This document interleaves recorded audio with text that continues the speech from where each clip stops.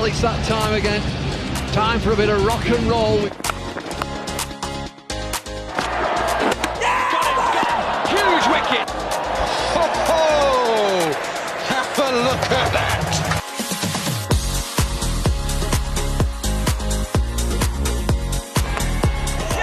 That's brilliant! What a catch! And boy, did they need that! Well, this is punishing stuff from David Milan. He keeps going and going. Oh, excellent catch!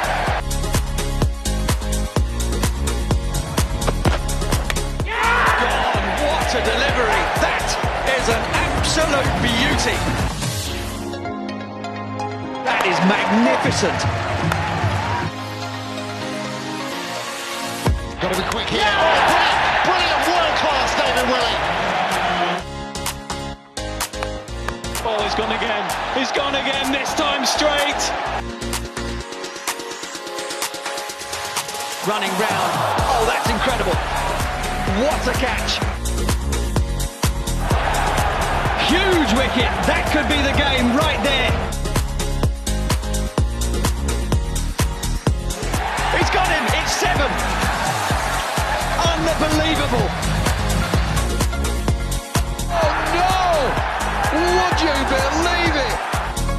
It's the Notts Outlaws, 2020 champions. Brilliant performance.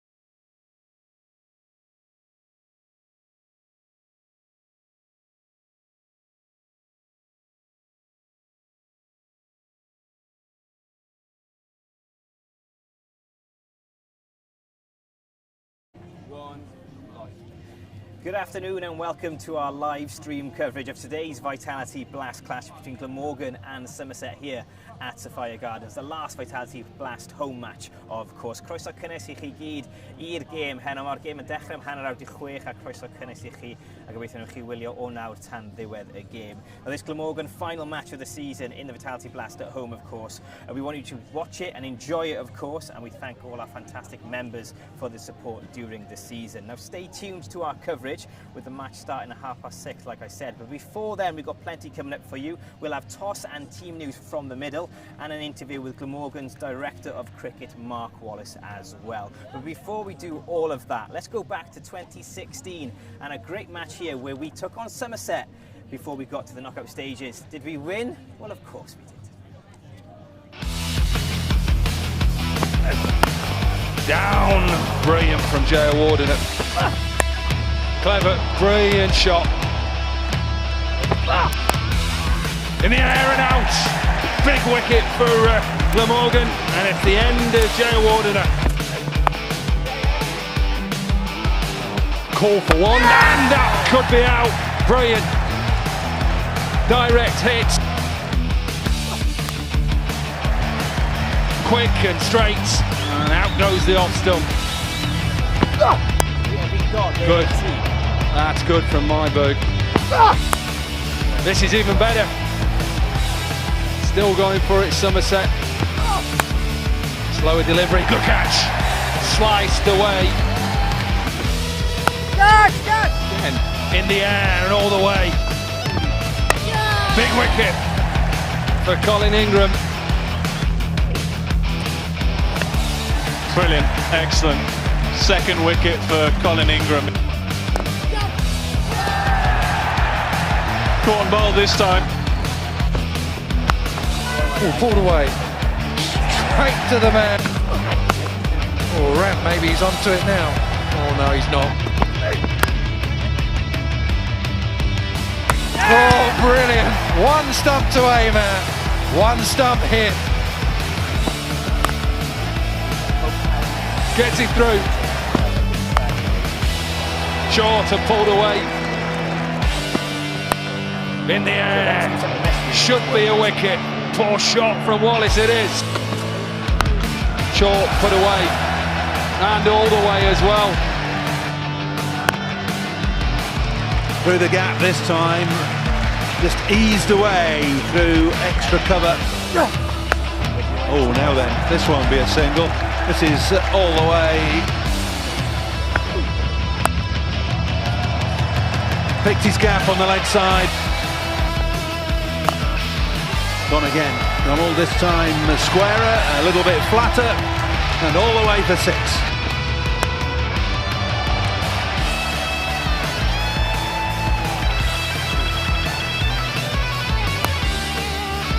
Well, it's a tame end from a brilliant knock. Well played, Jack Rudolph. He finishes off the game. Start the party here in Cardiff.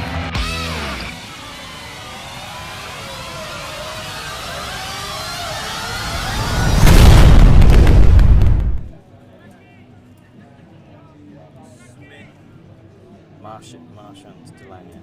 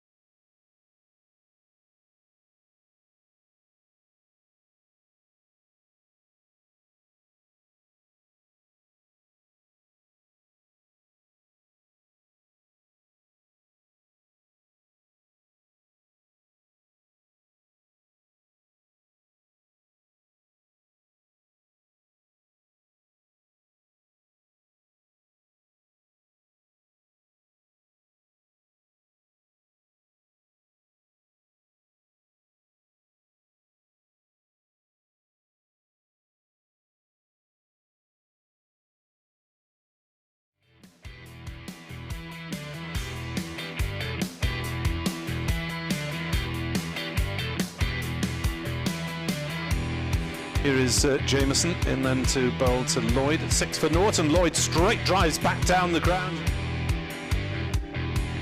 Getting the opposition to have to run a lot of runs, as this is a gorgeous shot from Carlson. Atkinson in, bowls, and that's a huge shot from Carlson over cover. It's gone all the way. As Jameson is in to bowl to Lloyd, who pulls him over fine leg for 6. With a tough end, and he comes to bowl to left-handed Colin Ingram, who tries to reverse in his bowls. As he gets off the mark with a slight misfield. Oh, there'll be a run out here as back on strike on 2 as he goes outside his leg stump, goes inside out over extra cover. That's a gorgeous shot. Wait, take a gamble here. Yes, he does. It's a short ball. There we go. That's 6. They need a few more of those. That's a big old hit. As in comes Atkinson to bowl to Root, who hoists him miles over square leg. Comes Atkinson again. Root steps away, gives himself room, and he's hit that one over backward point for 6. Faces up and hits this one over square leg for 6 more. Not Root then faces up to the last ball of the innings from Atkinson, and he's nailed that one for 6 more. 4-6. Root then faces up to the last ball of the innings from Atkinson, and he's nailed that one for 6 more. Root then faces up to the last ball of the innings from Atkinson, and he's nailed that one for 6 more. 4 sixes in the last over from Billy Root allows Glamorgan to finish with a flourish and somehow scramble their way to 153 for 6.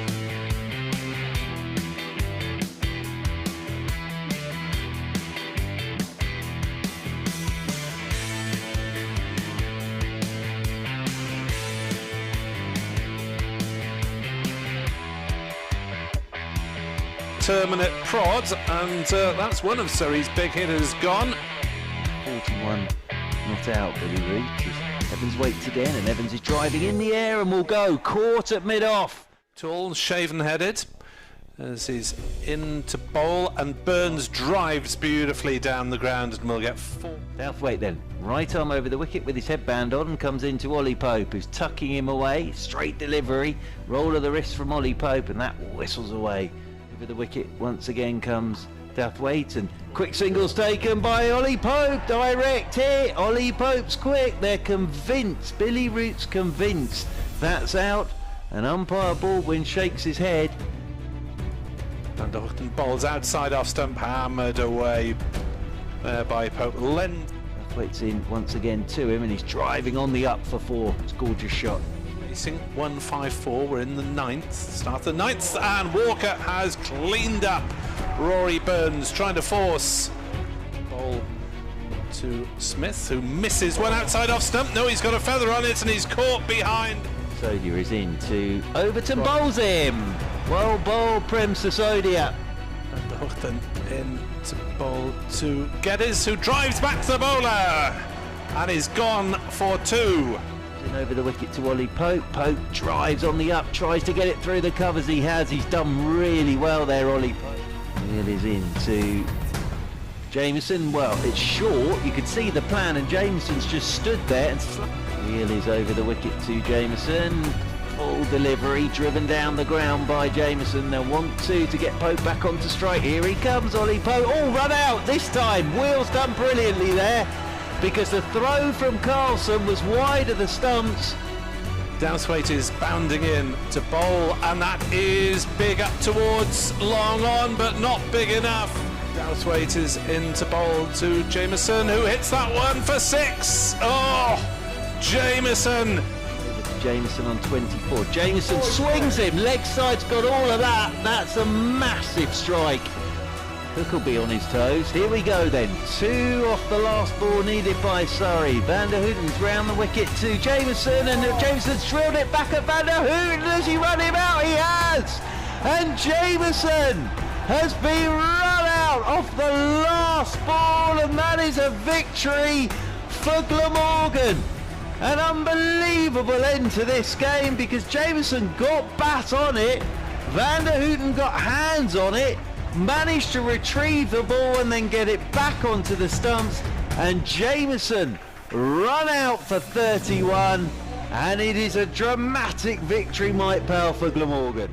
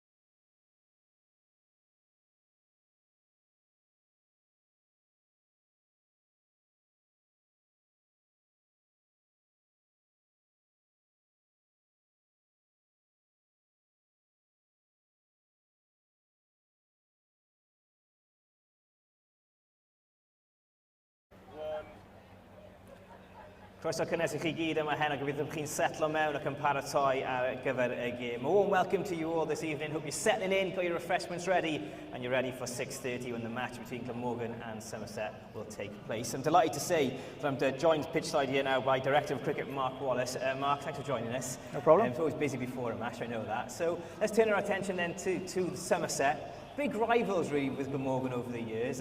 What would a win mean tonight for the boys? Yeah, I guess they are rivals, yeah. I mean, look, we've had some fantastic games against them down the years, so look, to get a win at this stage of the competition for either side is obviously important, but against one of our local teams, it obviously always means a little bit more.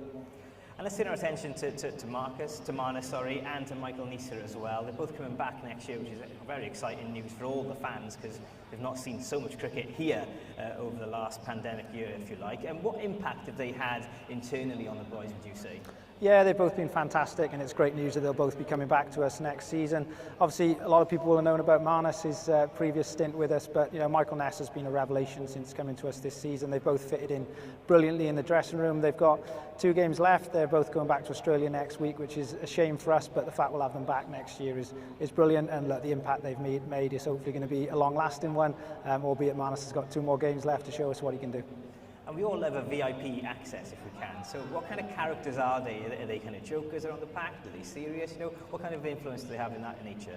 Yeah, they're pretty different. They're probably polar opposites. You know, Michael Neser's pretty calm, pretty laid back, pretty chilled out, whereas Marnus, as you can expect, is a little bit 100 mile an hour, just wants to play cricket all the time, whether it's in the house, in the dressing room, or even out in the middle. Kind of what you see is what you get with Marnus, and I think, you know, Michael Neser's got the patience of a saint to put up with him living in the same house. Fantastic stuff. And a quick word on Kirin, if we can, as well. He's stepping up as 50s over captain, and he's stepping up in the batting order and doing really well with the bat as well. Are you happy to see him stepping up and improving and kind of really taking the lead, if you like?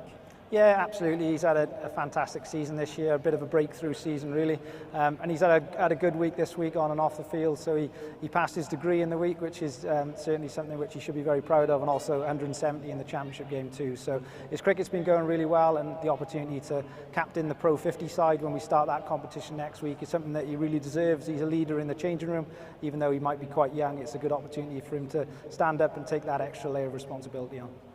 And then quickly back to the Vitality Blast. Been an up and down season, it's fair to say that, I think. But what are the positives that we can take from this season in the Vitality Blast? Yeah, it has been an up and down season, which is a bit of a shame. We were knocked around a little bit by COVID and a little bit disrupted, which is a shame. But look, as ever, there's been some good moments. It's been great to see somebody like Sam Pearce take his first steps in the professional game.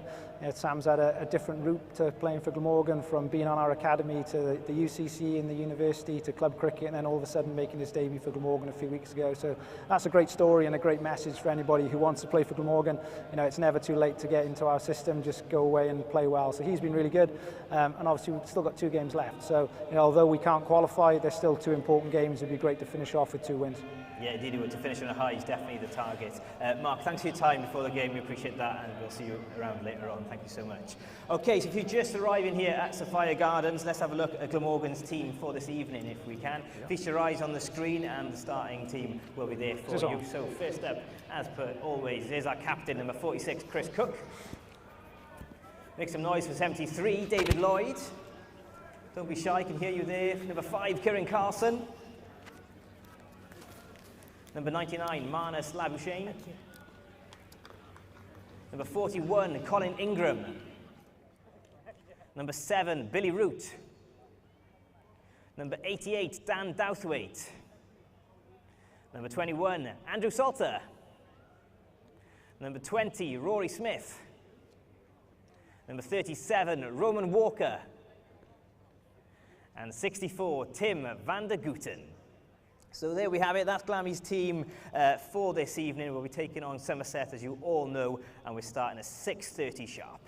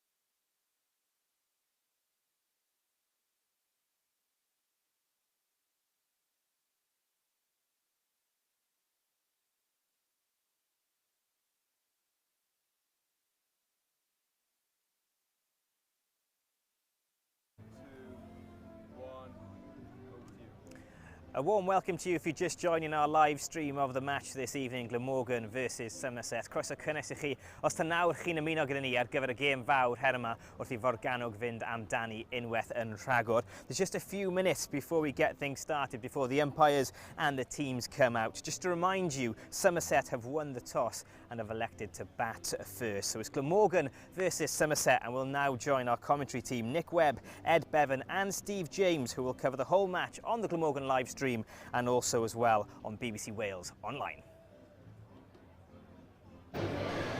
Very good evening and welcome to BBC Sport Online commentary of this T20 Blast game between Glamorgan and Somerset. Final home game for Glamorgan in this competition, and the weather couldn't be better. It's a glorious evening here in Cardiff, where the news is that Somerset have won the toss and chosen to bat first. Glamorgan have Marnus Labuschagne back, who missed the last 4 T20 games because of COVID isolation. Tim van der Hoogten also missed the last one. He was rested after a minor injury, and Rory Smith is fit again after injury. I'm Nick Webb. Alongside me, Edward Bevan, my co-commentator, and our expert summariser this evening is Mike Powell, the former Glamorgan and Kent batsman. Very good evening, Mike. Evening, Nick. What do you make of the Glamorgan selection and the Somerset decision to bat first? Yeah, you can understand it. It looks like a new wicket out there.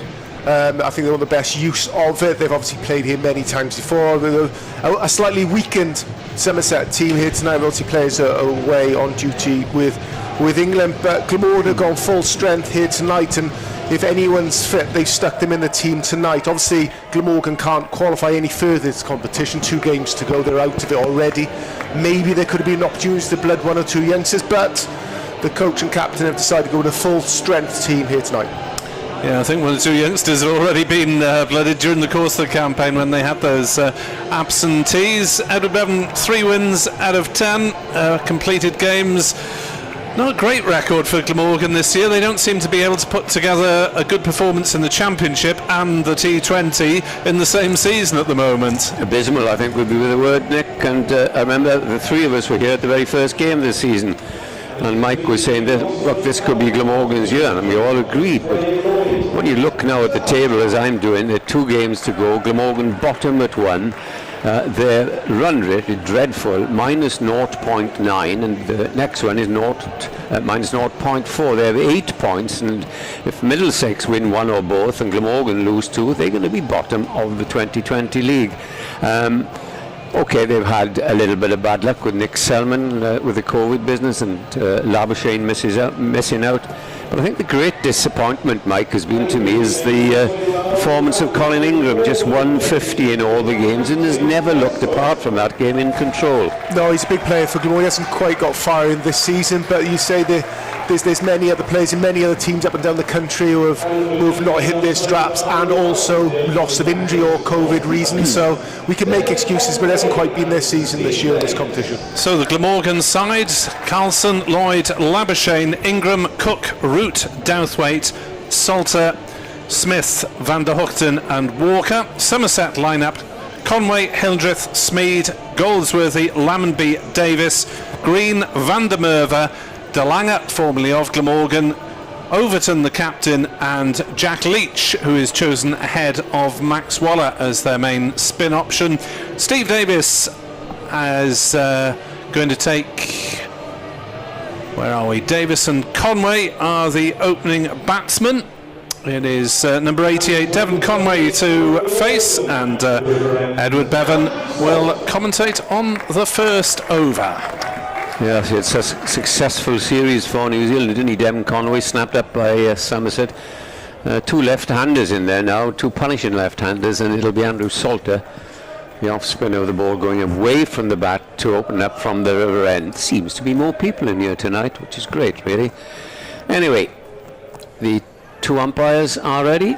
We're all ready, and the play is about to start as around the wicket comes Salter, and it's just pushed away on the offside by Conway, and no run. 1, 2, 3, 4 men saving a single on the offside. A deep extra cover is one, and deep mid-wicket to the other outfielder. As in comes Salter, bowls again, and that's swept away for 4. The ball just drifting down the leg side. Poor delivery, really, because with that strong offside field, you want to try and put it on around middle and off if you can. So Salter just losing his line there, Mike. Yeah, he's coming round the wicket to Conway here. He's trying to hit back of a length, even though he's a spin, he's trying to hit back of a length quite hard, and hopefully ended up on off stump, but that slid quite a long way down leg side. Deserves being hit for 4. Salter bowls again. That's a better delivery, just nudged in front of him. And could you believe the lights are on? Just to show they're all working after the difficulties they've had in recent weeks. Well, all the pylons are working. There's 1 or 2 that are out. Be fair, Edward. In comes Salter, bowls again, and it's a good delivery. Draws Conway forward, trying to make it into a half volley. I suspect there, though, that the bowler saw the batsman coming and just hurried it through. 4 without loss. We've had 4 balls of the opening over. Andrew Salter bowling from the river end, and he's bowling to Devon Conway. Then he comes again, and that's again swept away. He'll get 4 more runs. So mixture this. Really, it's not very good bowling when you've drifting down there. You've got to be accurate, especially when you've only got 1 man out on both sides. Yeah, similar sort of line to the previous ball that went down there, but same result, slightly fuller over full-blooded sweep shot that.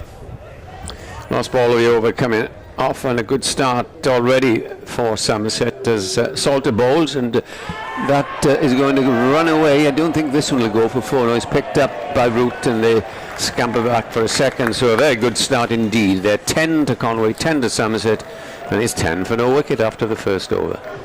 Yeah, anything sloping down leg side, different Salter seem to be punished. 10 runs coming from that over, but you're absolutely right there, Edward. If he got it in and around off stump, it seemed too difficult to get the ball away.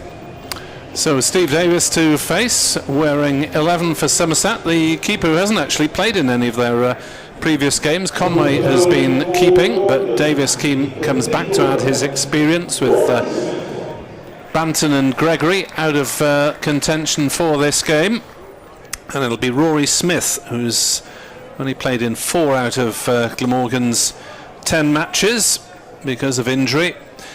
Proved his fitness with an outing for the second 11 down in Southampton, next to the ground on which Glamorgan first will be playing on Sunday. And it'll be Smith to bowl to Steve Davis. In he comes, running away from us, and that's a nice tight ball on off stump, played out to Labuschagne at short extra cover. So a good start from Smith, who's been missed by Glamorgan in terms of their seam attack this season. He'd probably be their first choice selection regularly. The economy rate of just 6.8 in the 4 matches that he has played. Smith in the dark blue and yellow trim of Glamorgan is into Steve Davis again. It's down leg side. Oh, it's just glanced away. It'll run away for 4 leg byes, in fact. It won't go on Davis's card, but it's still 4 on the bank for Somerset, 14 without loss. And shows, Mike, that you just can't bowl on leg stump. No, especially Steve Davis. He likes to hang back on that bat for a stylish player. I mean, he's been down it a long time, started his career up in Worcester. Stints down at the Surrey for a number of years. Now he's been at Somerset for comfortably 5 to 6 years now. So yeah, he's been in a long time. So anything back for length, he'll cut and pull, and that was just down leg side enough to get a little bit of power, and it raced away towards the River Taff 4 runs. Players with the undignified duty of scrambling underneath the hover cover to retrieve the ball at the River Taff end. Now it's back in Smith's hands, and he'll run in and bowl to Steve Davis, and that again is down leg side, and that'll be called wide by the umpire. I'm absolutely useless at sorting out umpires. Edward, which is where's Graham Lloyd and where's Peter Hartley?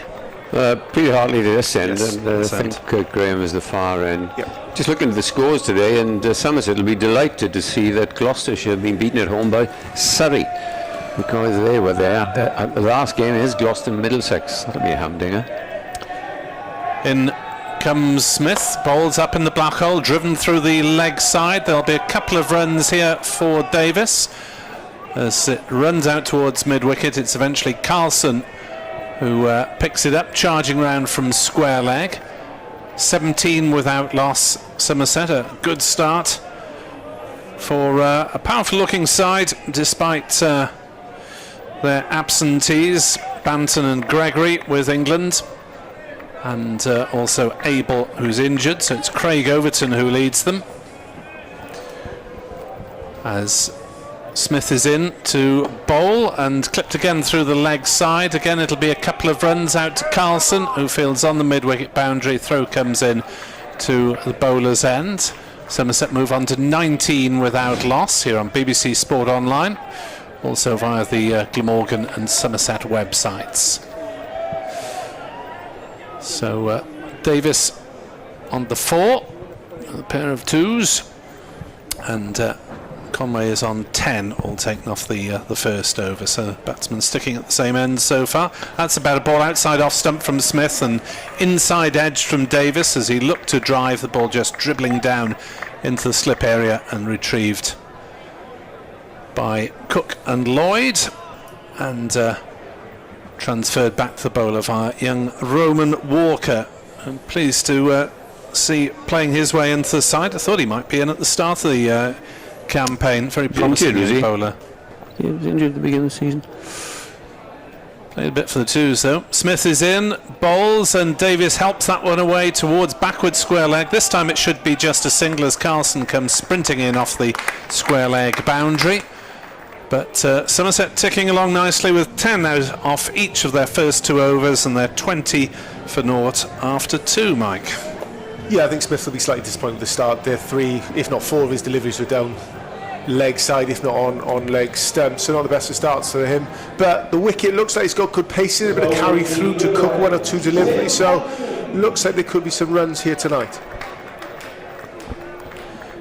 Which is what we like to see, Edward Bevan, in T20. Certainly, we like to see good wickets, good batting, the ball flying everywhere. Bowler's not so happy. You've got a change already at the far end. Salter's had his solitary first over. It'll be Tim van der Gooten to continue, and he'll be bowling to Steve Davis. Here he is, comes in, bowls to Davis. Davis plays it away on the offside to one of 3 players in that position. And the man at extra cover has gone down to 3rd man instead of being there at the start. A deep mid-wicket is the other one. So here is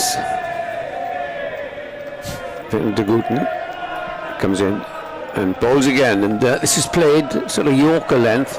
Good delivery, you get a single just backward of the square. Philip Badouthwaite who returns. This is a bit of atmosphere tonight, boys. Absolutely. I think they've squeezed a few more in while remaining within the social distancing restrictions. They've obviously had a bit more time to tweak where they put the various groups of people who book together.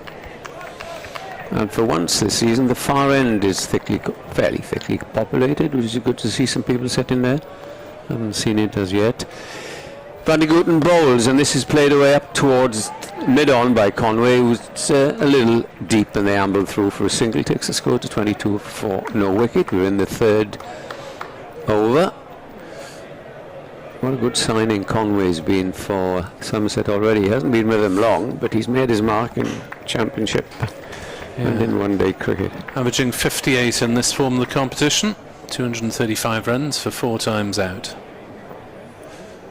Tim van der Gooten steadies at that far end, comes racing in towards us and bowls, and this time it hits him on the pad, Davis, as he tries to force it away. There's no run. Van der Gooten, I think, is a no ball. He's holding his hand out. He held his hand out there, Nick. I don't know whether you said exactly as if it was a no ball. Yeah, I think it was acknowledged to the square leg umpire to say is there 2 left in the over rather than signalling an over. These umpires need to be clearer with their signals sometimes, don't they? Yes. There is 2, well spotted. There is 2 left. There's the square leg umpire. There's a chat with Kieran Carlson, who walks smartly in as Van der Gooten bowls. Delivery that, and there's nothing Davis could do about it but just dab it back down the pitch. But better over so far. He won't want to concede a boundary off this last ball. 22 without loss. coming to the end of the third over, the halfway stage of the power play.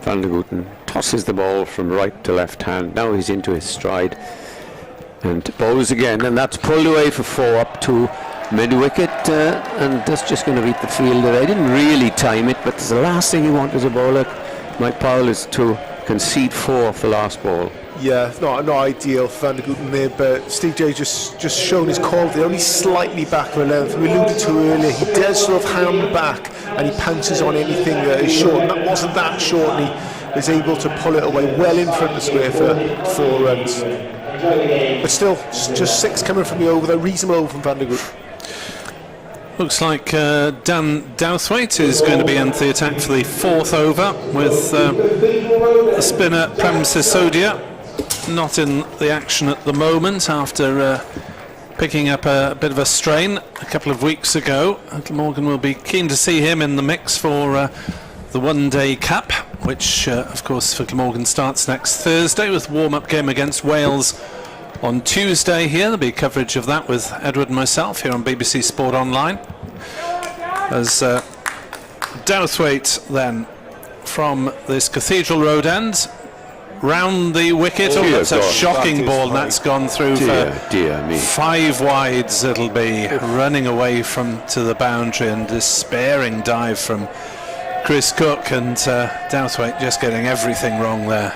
If you saw that, Michael, in club cricket, you wouldn't be very happy with your bowler, would you? Professional bowler to bowl that. Yes. Biggest wide I've seen for a long time.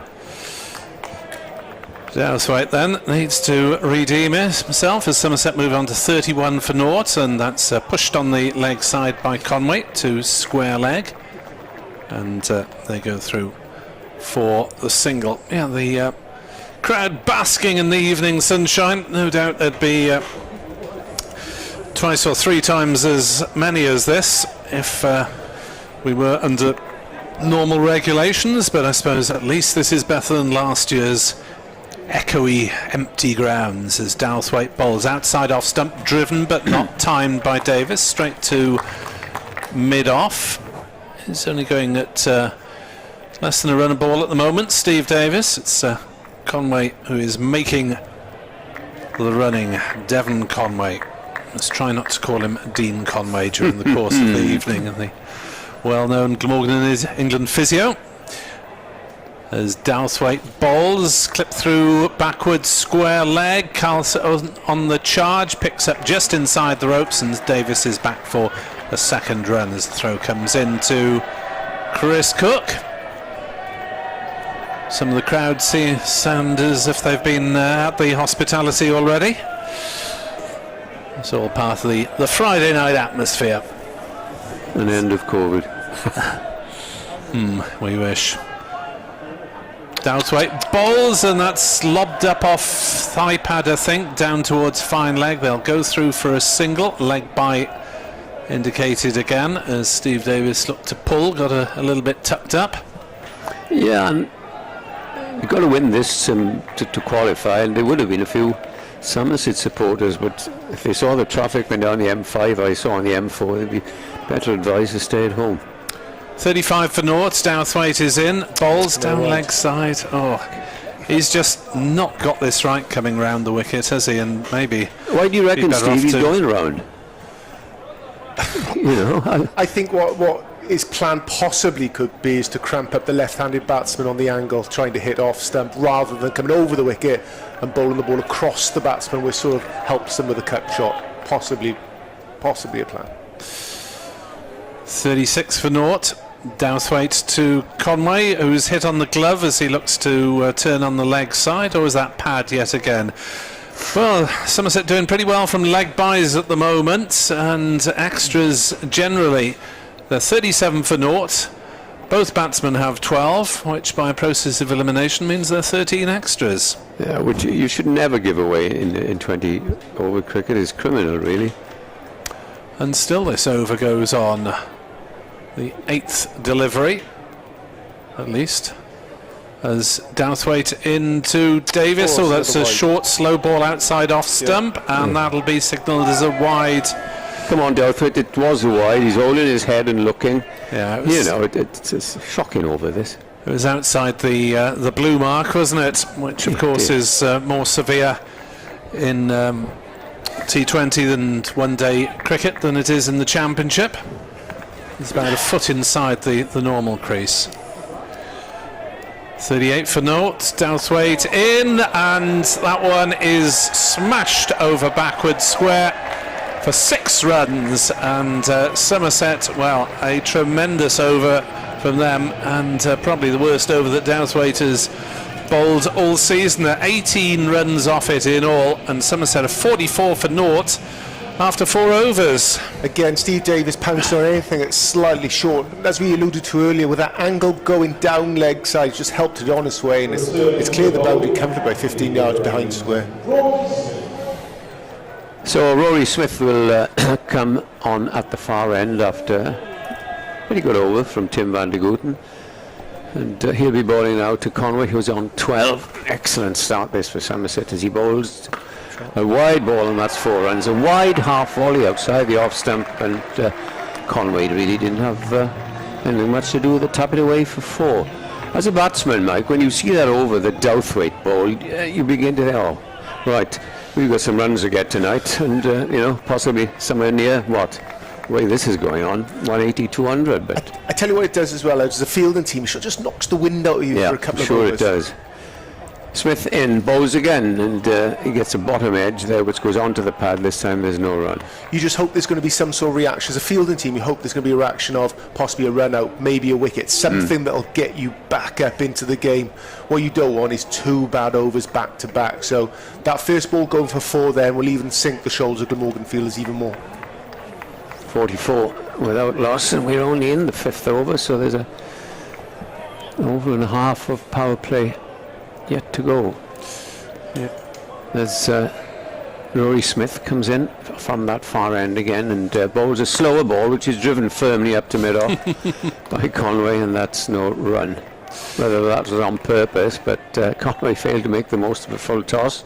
I think the slowness was on purpose. Whether it was quite meant to be that far up, I'm not sure. 48 for naught.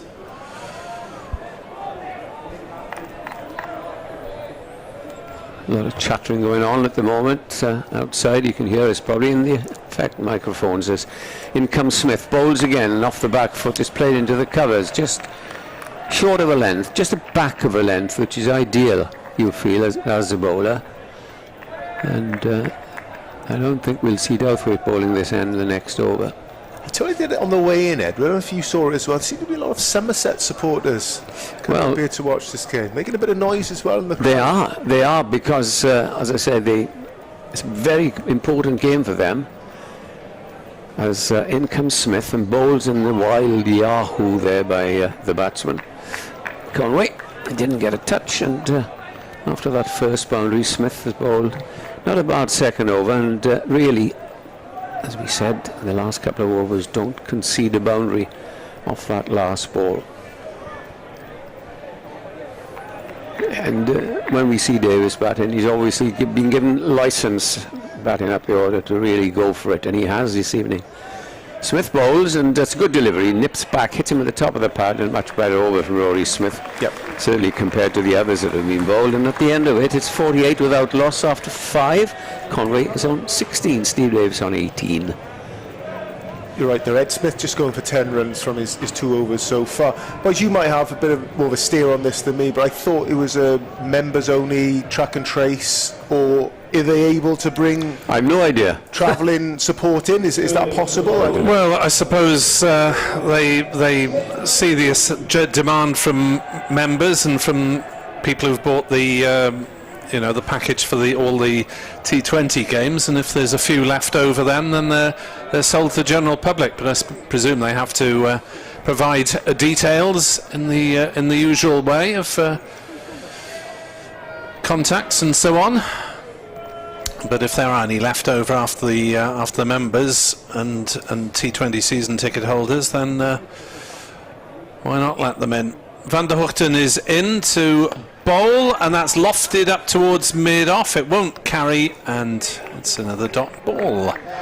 Steve Davis on strike, and Glamorgan just stringing a few dots together, which they really needed to do after a calamitous over from Dowthwaite, cost 18 runs. If you don't exceed 50, it's about average on this ground. It is 48 after with 5 balls to go.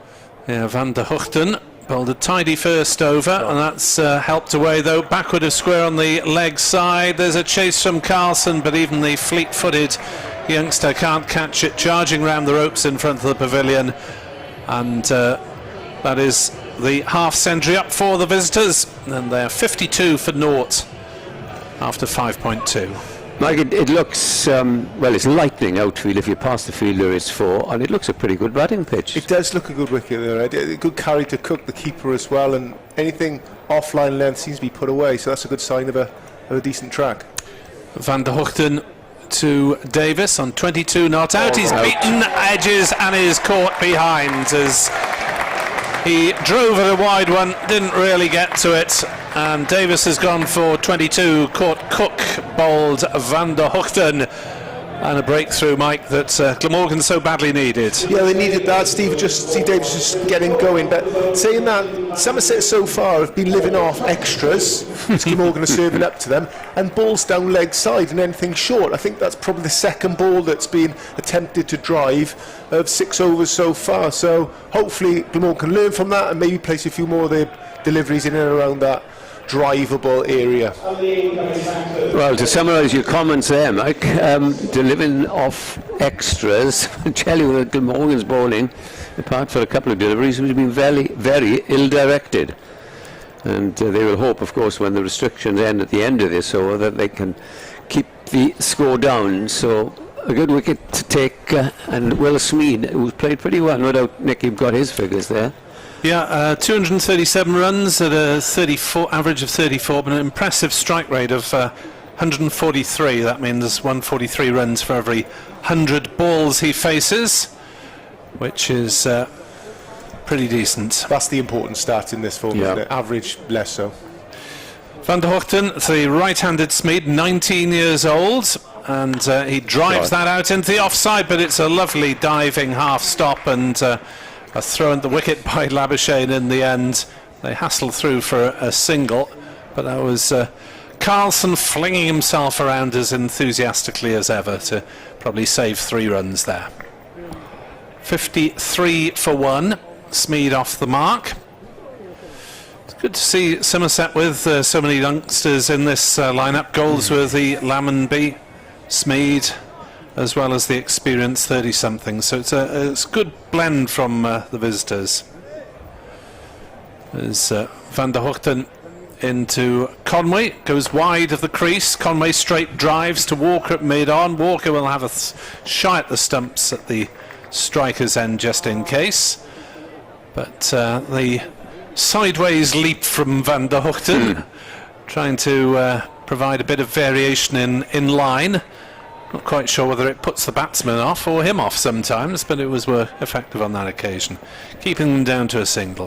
54 for 1 here on BBC Sport Online. Van der Hoogten to Smeed, outside off stump, carved away, down to third man. There is a third man, and they just take the single. Not bad over at all. At the end of it, it is 55 for 1. There were 7 runs off the Van der Hoogten over, and the loss of the wicket. Steve Davis caught Cook, bowled Van der Hoogten for 22. Conway is 17 and Smeed is 2. 55 at the end of the power play. Yeah, Smith and Van der Hoogten seem to be their go-to bowlers at the moment to give a little bit of control to this fielding effort from Glamorgan so far. Everyone else seems to be off the pace at the moment, but it looks like there could be a change of bowling this end. It looks like Walker could be coming. Walker coming on at the River Taff and Paceman from up North Wales. Yes, and a good prospect. Every time I've seen him, he's been adequate. He hasn't really been taken apart. And also hit a long ball, so he'll come into this Glamorgan setup, I'm sure. Nick was saying it's good to see the youngsters coming through at Somerset, but I've said it many times, what a catchment area they've got there. as in comes Walker for his first ball. Bowls to Smeed, who clips it away down towards fine leg. There'll be a couple as it bisects mid-wicket, and eventually the man on the fine leg picks it up and returns. And what I mean by that is, you know, Mike, you teach in the public school, they've got Millfield, they get Kings Taunton, they've the whole of Devon, they got Queen's Taunton, they got Millfield. Yeah. Now, one would do us, wouldn't it? So if you could choose from Millfield, it would be nice. Yeah, but they help themselves, though, Edward. Yeah, of course they do. Walker bowls, and it's a well-pitched up delivery. His partner wants a run, but is sent back by young Smeed. So what they've created down there, Icons, they've created really good school competitions, really good inter-school games, so they could come through the system, many of these Somerset players knowing what a standard of cricket should be, and the jump from second team cricket isn't a huge jump for them, and then they pick off the cream to come the first team. So yeah, they've done it for many years, and they do it very, very well. That's why I think they are so successful. Walker comes in, bows to Smeed. Smeed goes for a big hoik, trying to disturb the fishes on the far side of the field in the River Taff, but misses completely. His head was up in the sky, and his partner goes down, the experienced Conway, and says, "Hey, come on. We're 57 for one, mate. We're only in the 7th. Smeed is King's Taunton boy. Goldsworthy's from Cornwall. Lambby from Devon. And Green from Devon of the youngsters. That's a good delivery again, which is slightly squares him up. I tell you what, Hildreth. Yeah, Hildreth. I tell you what they have done as well. Yeah. They're a very hard-working team. Always have been. Big emphasis on their strength and conditioning. They got Andy Hurry, of course. You know, he used to be the strength and conditioning. Who's that? Andy Hurry. Yep. So it's been done there for a long time. Well, that sort of mentality of working hard and well-run and organised club. You're saying then, Mike? Darren Van Ness done it for years down there as well. Who's now involved with Surrey in England as well. So yeah, they've got a very good theory of how to work hard and how to win games down there. 58 for 1. In comes Walker and bowls to Conway. Conway's on the back foot. Well bowled, Roman Walker. There's no run. 58 for 1. We have got one ball left of the 7th. Yeah, Glamorgan just starting to hold this back a little bit after they've stopped handing out freebies. Yeah, Van der Gooten and Smith sort of put the handbrake on it slightly, didn't they? And just got a bit of respectability back into this effort from Glamorgan in the first half of the game. And obviously Walker's back in this up, just 3 runs coming from his 5 deliveries so far. Here he is then, coming into the left-handed, and he's going to get 2 runs. That again, is he only going to get 1? Yes, in comes the field of Van der Gooten, the return. Trying to pull that away to mid-wicket, gets a top edge, or top shoulder, he's rubbing his shoulder. Well bowled, Roman Walker, that was a very good over, just the 3 runs coming off it. 59 for 1. They've been reined in just a little, Nick Webb. Yeah, it's a couple of decent overs now on the trot after the 18 over from Dowthwaite and the 4th over. So since then, 15 runs off the last 3. What do you make of the pitch so far, Mike, as we prepare to see a bit of spin from Salter again? Yeah, as you said earlier, it looks quite a good wicket, good carry, playing good shots, pulling reasonably well on it as well, and could carry through to the keeper. So yeah, I think so. We haven't seen any spin from Salter, saying that he bowled the first over and he darted them in slightly down leg side for his liking, but maybe we'll have a look during this over, see if there is possibly a little bit of turn and grip out there. We should have a better view of this over from the Cathedral Road end. Salter having started off from the River Taff end, as this one is driven up towards long off. Walker is behind it on the boundary, and that'll be just a single to Devon Conway. Nice powerful arm from Walker from the close to the boundary into the gloves. Nick, talk to me about the lights. It's 27 degrees out there, blue sky, blistering sunshine, and we've got the lights on. Tends to be the way, doesn't it? If they think they're going to finish the game, need them to finish the game, they stick them on to the start. As coming down, Smeed coming down the wicket. Money though, Nick. It's ornamental. That's what they are at the moment. As he's pulled that to square leg for a single. Well, it's better than finishing in the pitch dark as we did the first game of the season when Marnus Labuschagne was the only guy who could see the ball, I think. He wasn't happy. 61 for 1. Reverse sweep comes out, just about works. Yes, I think this will be running away for 4 runs as Conway hit that very fine of the fielder up in the circle. And I suppose it's occupational hazard, isn't it, the reverse sweep, Mike? Yes, on the angle that he is, bowling round the wicket to the left hand, it sort of opens up that reverse sweep for him. He's got to be very careful he puts that man on short third man. 65 for 1, and another sweep shot. Oh, there's a throw at the wicket, and if Van der Hoogten had hit there from short fine leg, then Smeed might have been struggling. 66 for 1. Smeed on strike, the right-hander. Tall 19-year-old. Reverse comes out, and he makes a bit of a dog's dinner of it. No contact. Yeah, I think Salter was onto that then. He pushed that through a lot quicker and a lot fuller. Ended up yorking the batsman in the end, trying his reverse sweep. Battle of wits. 66 for 1, 8th over. Salter in, bowls. Smeed steps back and hits it down into the ground. Ball bounces up towards point. They'll hurry through for a single, but that is all. And Andrew Salter is through a decent enough over. 8 runs off it, the 1 boundary from the sweep shot, but by and large keeping the batsman reasonably under control. It looks maybe like a 180 target for the visitors. 67 off 8. I think that's the word as well. I think Glamorgan just got a little bit of control back into this game here. This is a big 2 or 3 overs for Somerset. If they are going to kick on and post a large score, it'll be during the next 3 or 4 overs, definitely. Otherwise, I think it, at the moment, might be a little bit under par.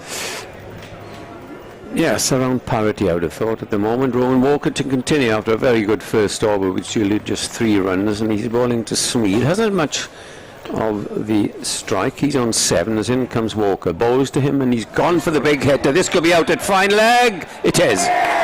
Smeed hooking down to fine leg. Walker's absolutely thrilled. I think he's a terrific prospect, this young man. Caught by Van der Hoogten, never looked like dropping that.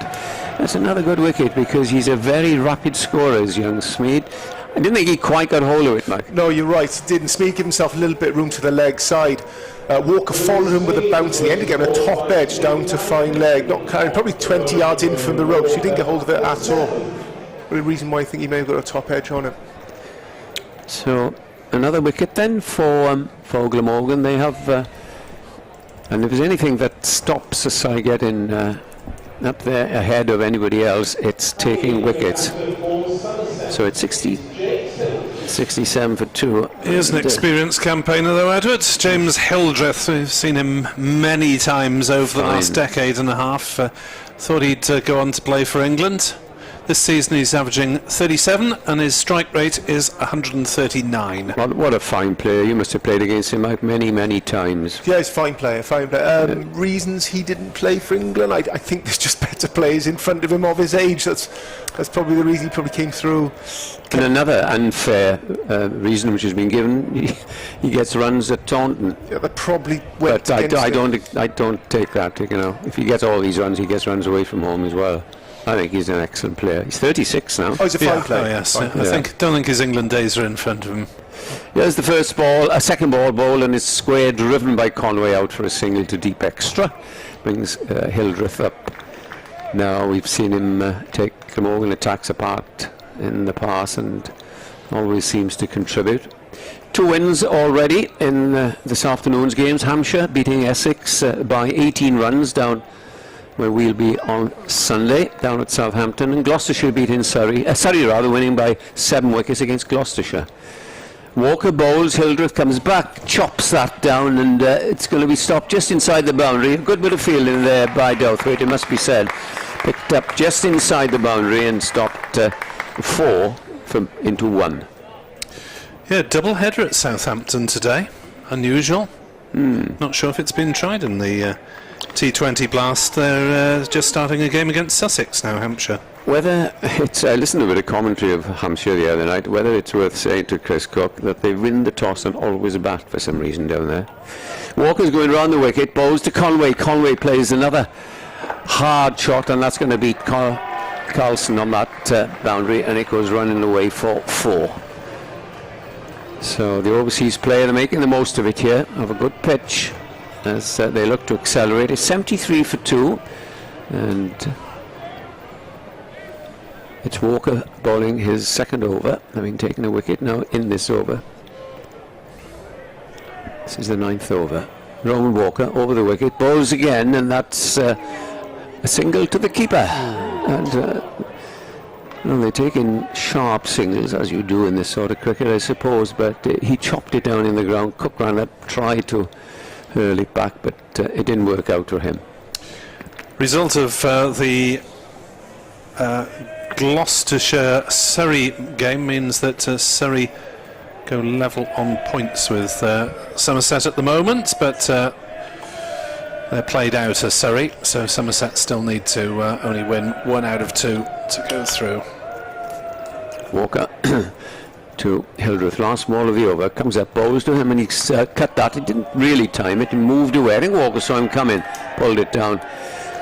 End of an over, wicket for Roman Walker. 74 for 2 then, having 75 for 2 as the score goes up by 1, having won the toss and elected to bat, the visitors. And the batsman out, Steve Davis, caught by wicketkeeper Cook off Van de Gooten, and the other batsman out, Smead, caught Van de Gooten off the bowling of Roman Walker. And the first batsman out, Stephen Davis for 22 and Smead for 7, Nick. We're for the announcement of Marnus Labuschagne as the bowler of the next over. Sorry, just to correct that, Surrey now have 15 points to Gloucestershire's 14 and Somerset's 14. So Somerset are just outside the qualification places at the moment, but with 2 to play, including tonight, and Gloucestershire with 1 more to play, and Surrey are finished. So all to play for among those sides. Labuschagne is into bowl, carted up towards long on the first ball by Hildreth, single taken. Salter with the fielding on the boundary in front of the Cathedral Road end stand. Hildreth looks as if he's up for it, Mike. He is, dart at every ball. It's interesting, Conway, because as we saw in the test match that he played, very measured in how he goes about, and he hasn't changed that at all for his T20. It's slightly more aggressive, but it's very measured. He's only 29 to his name. 9 overs gone so far, so he needs to kick on a little bit. I think he realises that too. He's looking for runs. 29 off 24, as that one is in the block hole, and it's driven on the leg side by Conway. Got a little bit tucked up, but still got a powerful bat on it, and Kieran Carlson at mid-wicket did the fielding. 77 for 2. Conway moves on to 30 off 25 balls, 5 boundaries. Labuschagne to Hildreth. Oh, that's a half volley, and he's got away with that one. He's cracked it straight at Colin Ingram at short cover, and the veteran Ingram diving to get everything behind it. Labuschagne to Hildreth. Oh, that's half a dozen over deep backward square down towards the groundsman's shed, and ouch, that one sat up and got the treatment. Yeah, in fairness to Hildreth, he's coming here with strong intent, and he's thrown the kitchen sink at everything that's been bowled at him so far. He missed out on the half volley of the previous ball, but it's a beautiful sweep slog over backward of square. 83 for 2. The ball dribbles back towards the middle. It's booted by Chris Cook, which looks horrible on a cricket field, but it's the correct procedure at the moment, because the umpire has to sanitise the ball after it's been touched by a member of the crowd, or a steward, or whoever fielded it in that corner of the ground. 83 for 2 in the 10th, and an attempt to repeat it from Hildreth hits the bottom of the bat. There's a shy at the stumps at the non-striker's end. David Lloyd misses. Andrew Salter backs up halfway back to the boundary, and Hildreth might have been in struggle if that had hit. It missed by quite a way though, didn't it? It was really going to hit the stumps, but yeah, he was well short if it was on target. Labuschagne, last ball of the first half, bowls to Conway. He's pushed back to him, and Labuschagne fields himself.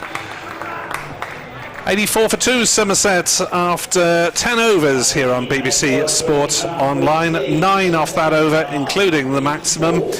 It's a strange sort of mixture so far, Mike Powell. Yeah, I feel Conway's holding them back slightly. I think he really needs to kick on. The last ball of the over there was sort of on leg stump, and he's just prodded looking for a single. I think where's the last ball, you always give it a go. But he'll just come in with good intent, and I think a lot of this Somerset innings will be down to him. If they're going to post a good score, Hildreth stays in for another 7-8 overs, it's going to be a good score. Whether he stays in or not, who knows? And Glamorgan have done pretty well, and it's reflected, of course, in their bowling figures. Rory Smith just 10 overs off 2. Van der Guten 1 for 13 of his 2. Walker 1 for 11 of his 2. And in comes Walker again. He caught at the wicket. Well, I don't know what was the matter with Hildreth today. He's just as if he's going berserk. We talked a lot about it, Paulie, but you know, every shot he's having a dart, and he's paid the price, and Glamorgan are coming back into this game at the moment. Interesting. Maybe that's his new role that he's got in this team. I'm not sure, but you're right. He hasn't looked to defend or run or guide or add a bit of style to any shot that he's coming. He's looked to hit every single ball out of the park, and slightly missing that one again, a top edge through to keeper the Cook. Another well-directed bouncer from Walker. Extraordinary innings. There we are. Yeah. So it's 84 for 3, and having started at the great pace, Glamorgan are getting the better of things at the moment. So the last wicket to go, Hildreth caught by Cook, top edge off Walker, who's very, very impressive for 10. New batsman Lewis Goldsworthy, 20-year-old, has played in 8 of Somerset's 10 games, averaging 22, strike rate of 121, so not quite as powerful, but still useful. Now, Mike, it'll be interesting to see how Goldsworthy now in the next couple of batsmen compared to how Hildreth played, because Hildreth might have been given licence. Anyway, it's Roman Walker coming in and bowls the first ball to Goldsworthy, and he clips it away to short mid-wicket, and there's no run. He's got a fair amount of pace. He has Walker. got a fair amount of pace. How old is he? Do we know? Early 2021. Played for England under-19s a couple of years back. Yeah, he's just coming up to his 21st, so he's still 20 at the moment. In comes Walker, bowls, goes with it. Rowan Walker's played both 3 balls. He's got a wicket to the first and 2 dot balls. What more could you ask for? And he's got a good line. He's hitting that sort of midland leg and getting the batsman to play it. And a well-placed field. Conway, as Mike was saying, is rather pedestrian after he opened at such a pace. He's on 30 though. In comes the next ball. That's driven back and fielded, and yet another top ball. 4 on the bounce here. Something's going to happen. Brilliant. But you're right. I feel like I'm picking on Conway here, but 30 of his runs have come. I mean, there's almost 2 more balls, and there's 11 overs gone. But you know, 6 of those overs he was batting. There's only 2 outside the inner circle, so things are in his favour, and he's only on 30. Walker, 2 balls to go. Comes in, bowls to Goldsworthy, goes, and he's a straight ball right down the market. Well, Roman Walker has 1 delivery left. He's taken the wicket and is in danger of getting 1 over. 1 made here, 1 for naught. I shouldn't have said that. Well, he's taken the short mid-wicket away now, but I doubt if he's... I do think I'd have done that, would you? He's gone out to deep mid-wicket, cow corner. You can give him a single. In he comes, and that's cut away, and it's just the single. So just the single coming over, and the lesser batsman now has struck. So very well bowled, Roman Walker. Yeah, it's very good figures from Walker so far. He's had 3 overs, just 12 runs, and 2 wickets to his name. Very good. Just the control we were talking about earlier with Van der Guten, Walker and Rory Smith have really put the handbrake on this Somerset innings. They got off to an absolute flyer. There'll be a bit of bad bowling from Glamorgan, giving away a few extras, but it looks like Glamorgan got a bit of control of this game. 85 on the board, 3 wickets down, 11 overs bowled. And I'm glad to see Labuschagne kept down, because he'll have a go now at the young batsman. And it's not all that easy to attack a leg spinner from the word go. Nick? Wonder if we'll see a bouncer tonight. I hope not. I'll go sailing for 4. Labuschagne then into bowl to Goldsworthy. That's short and hit away through the offside, but it'll just be a single out to the patrolman Kieran Carlson on the pavilion side of the ground. He'll be captaining Glamorgan next week in the one-day cup competition, which you'll be able to hear here on BBC Sport Online, as well as the game against Wales on Tuesday. 86 for 3. Labuschagne to Conway, drives out through the offside, just a hand on it from the man at backward point, and that keeps them down to a single. Yeah, Mike was pointing out, Nick, he also got a few runs, as you call them, freebies of Douthwaite. So since then, he's been very much in his shell. So Glamorgan fighting back here. Labuschagne to Goldsworthy, comes down the wicket, hits inside out, up towards long off, one bounce, fielded by Walker, one run. Nice shot, isn't it, from the young man? Lovely shot. In out. It's unfortunate that he actually goes mid-off. Labuschagne goes mid-off very wide, so he just picked up the single rather than the... Coming straight to... Yeah, no. He needs a boundary, doesn't he? Conway. Labuschagne to Conway, who goes that boundary. Is a big appeal for LBW for Labuschagne. Only Labuschagne. Chris Cook joined in about 5 minutes later. Oh gosh, I suppose about a shout. Chris Cook found himself a long way down leg side, then crept back. Yeah, he did. back the other side of the steps. Yes. Labuschagne can't understand why he wasn't given out, but we see this on the playback. He's right leg stump. As out comes the reverse sweep, and there will be a couple. No, there won't. Just the one down towards backward point. So Labuschagne bowling very tidily. Billy Root doing his stuff on the boundary in front of the grandstand. 89 for 3. Last ball of Labuschagne's over. Being bowled to the right-handed youngster Lewis Goldsworthy. And that'll be half a dozen. Over, wide, long on. Salter leaps in vain. But, well, that's just what Glamorgan didn't want, really. The 6 off the last ball of the over. Why has the boundary come so more often on the last ball, Mike? I don't know. Well, I tell you what Labuschagne did on that last ball. He actually gave it a bit of air. So the last thing you want to do is a spin on the delivery, especially not quite a nice set then. Last ball, he's given a bit of air outside off stump for a lovely length to invite in a sweep slog. So 95 for 3 after 12. Yes, and Roman Walker, who has the splendid figures of 2 for 12 off 3, is going to bowl his last over. Now, with Douthwaite and all sorts of problems in his first over, he might come good. I think I might have kept him back. But anyway, he's going to be bowling to Conway.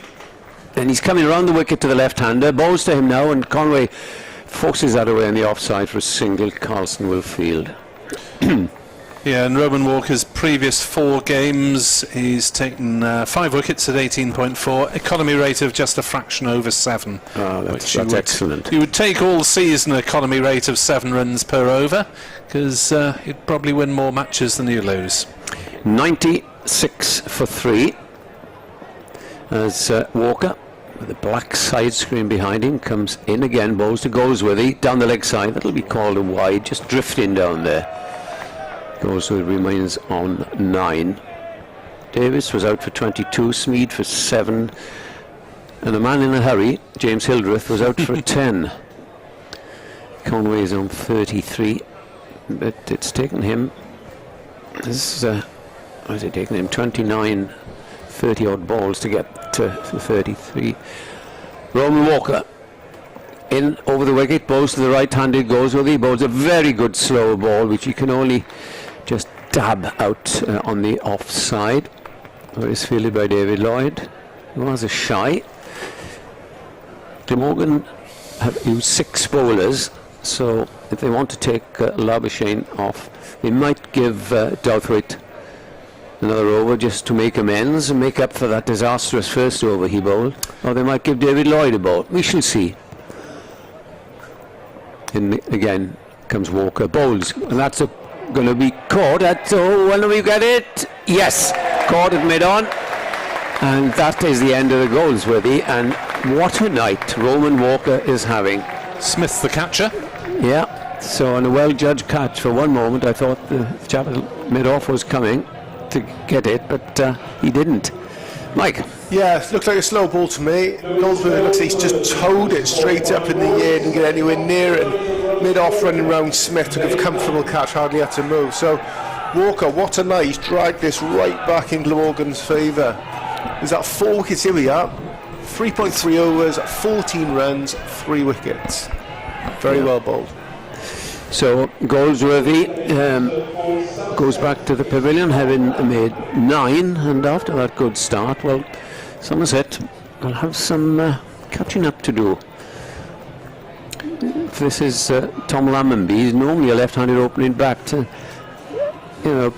He's not a great striker of the ball from what I've seen of him, but he'll probably prove me wrong. But anyway, they have crossed, and 97 for 4 represents some excellent bowling, especially by this young man. Tom Lammonby goes to the non-striker's end, and it'll be Roman Walker to bowl to Conway. Bowls to him. Conway goes on the back foot. He won't get a run here as it's a back of a length ball. I think Lammonby is a product of one of the public schools. Fountain of all knowledge will soon tell me. 97 for 4. 2 balls left as in comes Walker. Balls to Conway. Conway goes back. Doesn't time it at all. Lammonby wants a run. Get back, says his partner. Walker's up in the same crease there as Exeter School, Devon boy. Okay. But this will be Roman Walker's best bowling in T20. His previous of 3 for 39 was also against Somerset, but that was in Taunton in 2019.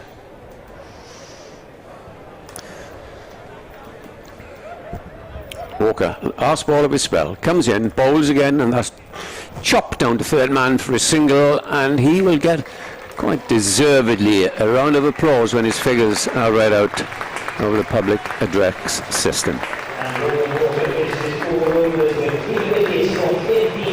3 for 15 it is, Mike. Very well bowled. Well bowled. Say for me, a relatively young man, he's hopefully got a bright future down here at Glamorgan. If he keeps on bowling that, he definitely will. Somerset just stalling, as we've been saying here. Conway is, since we had a dip at him a couple of overs ago, he's just added 3 or 4 runs to his name. He's just found himself on 34. 13 overs gone. Bear in mind he opened the batting for Somerset tonight. He's just got 34 to his name. Of 33 deliveries. Not ideal. 98 for 4 after 13. So Glamorgan, having conceded 44 in the first 4, have done pretty tidily ever since then. And I'm not sure that the wicket explains any of it, because it seems to be reasonable bounce and pace and carry. Salter into Conway, who drives up to long off. Now, I'd like to ask Mike a question of what you've just said, because I've been thinking now, we saw goals where the lob a catch up, other balls haven't been struck with authority. Is it perhaps a little bit on the slow side, Bowley? Yeah, it's a little bit? A little bit in the middle of the wicket. Yeah. I agree with you. I haven't seen many balls being hit back past the bowler of way. No, which might explain perhaps 10 or 20 runs. 99 for 4. Joe Cook is on as a sub-fielder at long off. Salter to Lammonby, who pushes it down towards short third man. Conway calls him through for a single. 100 up for the visitors. 14th over.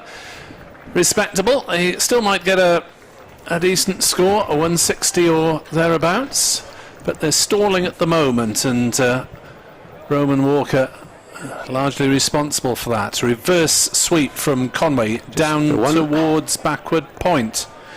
Fielded in front of the scoreboards by Billy Root, away to our right at the River Taff end, and it's 101 for 4.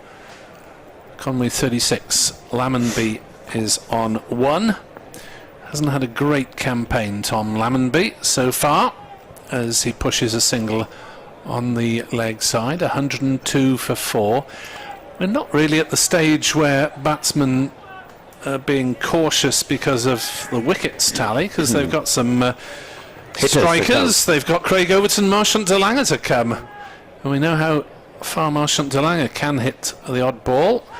There's an appeal for LBW as Conway plays a sweep shot. The ball trickles down towards backwards square, and there's a single taken. Might be an element of, we know what is a good score out there, because they have been just pushing it around for this, so I don't know. Possibly, for my money, they're short. So Glamorgan, right. Salter's just gone for 5 singles so far this over. If he's doing that, Glamorgan will win. Salter bowls, hit out towards cover. Lloyd has a flick, but Conway is safely home past good the over.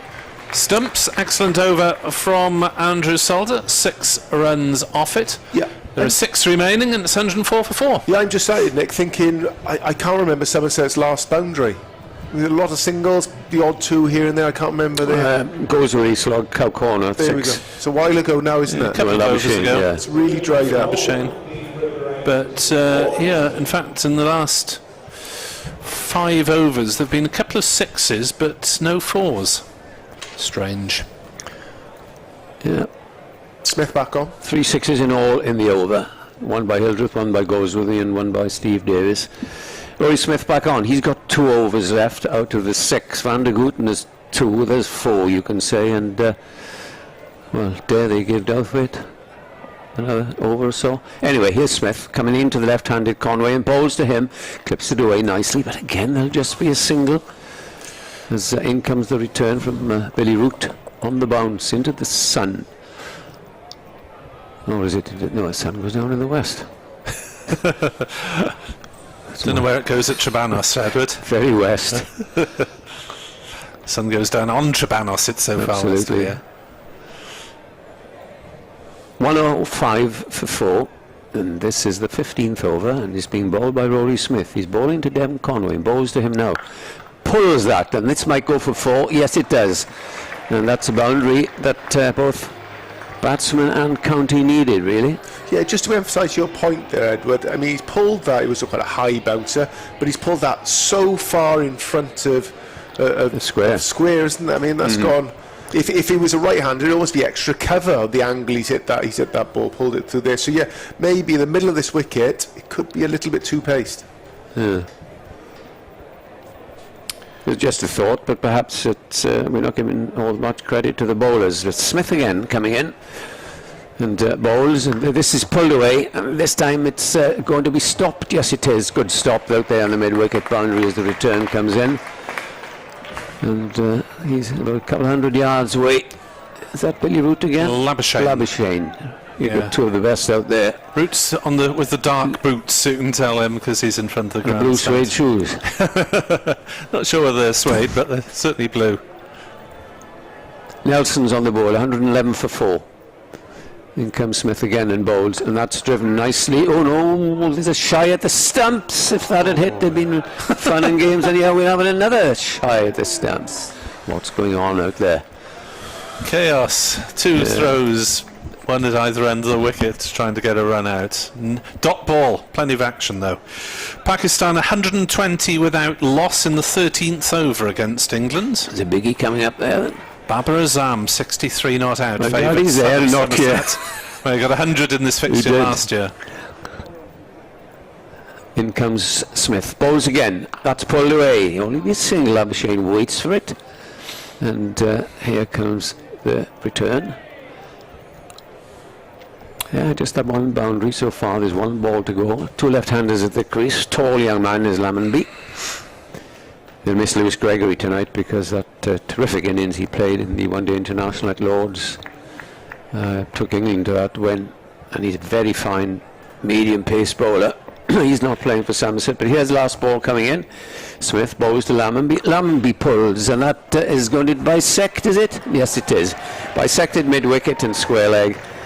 So, a pity that's the last ball of the over. 5 overs to go then, and Somerset, who won the toss and elected batter, 116 for 4, and the 2 batsmen confer. No doubt Mike Powell to say, right, what do we do now for the last 5? Try and get another 60 at least. Yeah, they've got to manage these 5 very well to put themselves in a position to win this. Their run rate just hovering over 7.5. I just feel it's not enough on this wicket, and with his Glamorgan batting lineup tonight. 116 for 4, 5 to go. And the lower the score, of course, Glamorgan don't have to go hell for leather from the first ball. Exactly, that's the problem. You push that rate up, you have to take more risks, and that's where possibly you can pick up some wickets, but just over 7.5, that's a comfortable run rate to hold together. Interesting that between the 10th and the 15th over, 32 runs. Yeah, they're slowing down a bit, aren't they? Or have done so. Now then, Nick, Mr. Douthwaite is back.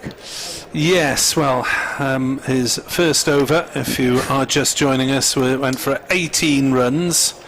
16 off the bat or whatever it was. Pretty disappointing. Douthwaite then right arm around the wickets to bowl to Devon Conway, who flicks that with a turn of the wrist down towards backward square. They'll think of a second, but the fielding is good.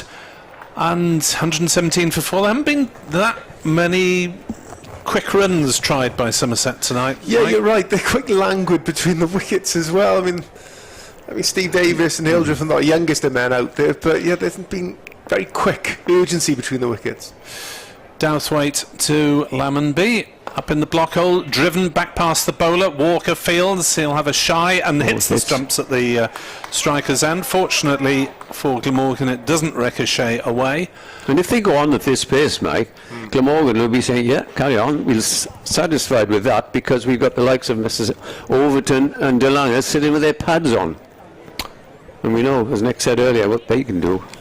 Indeed, Ben Green, Roelof van der Merwe, and possibly not Jack Leach are the other men ready. The next two up can cause mayhem. 118 for 4. Douthwaite to Conway, outside off stump, cracked away, backward of square. Good fielding from Root, who tumbles and picks up at full stretch, keeps them down to 2 runs. Applause from the crowd, but we're greedy. We come to expect that sort of fielding these days, don't we? Particularly from a guy like Root. Yes.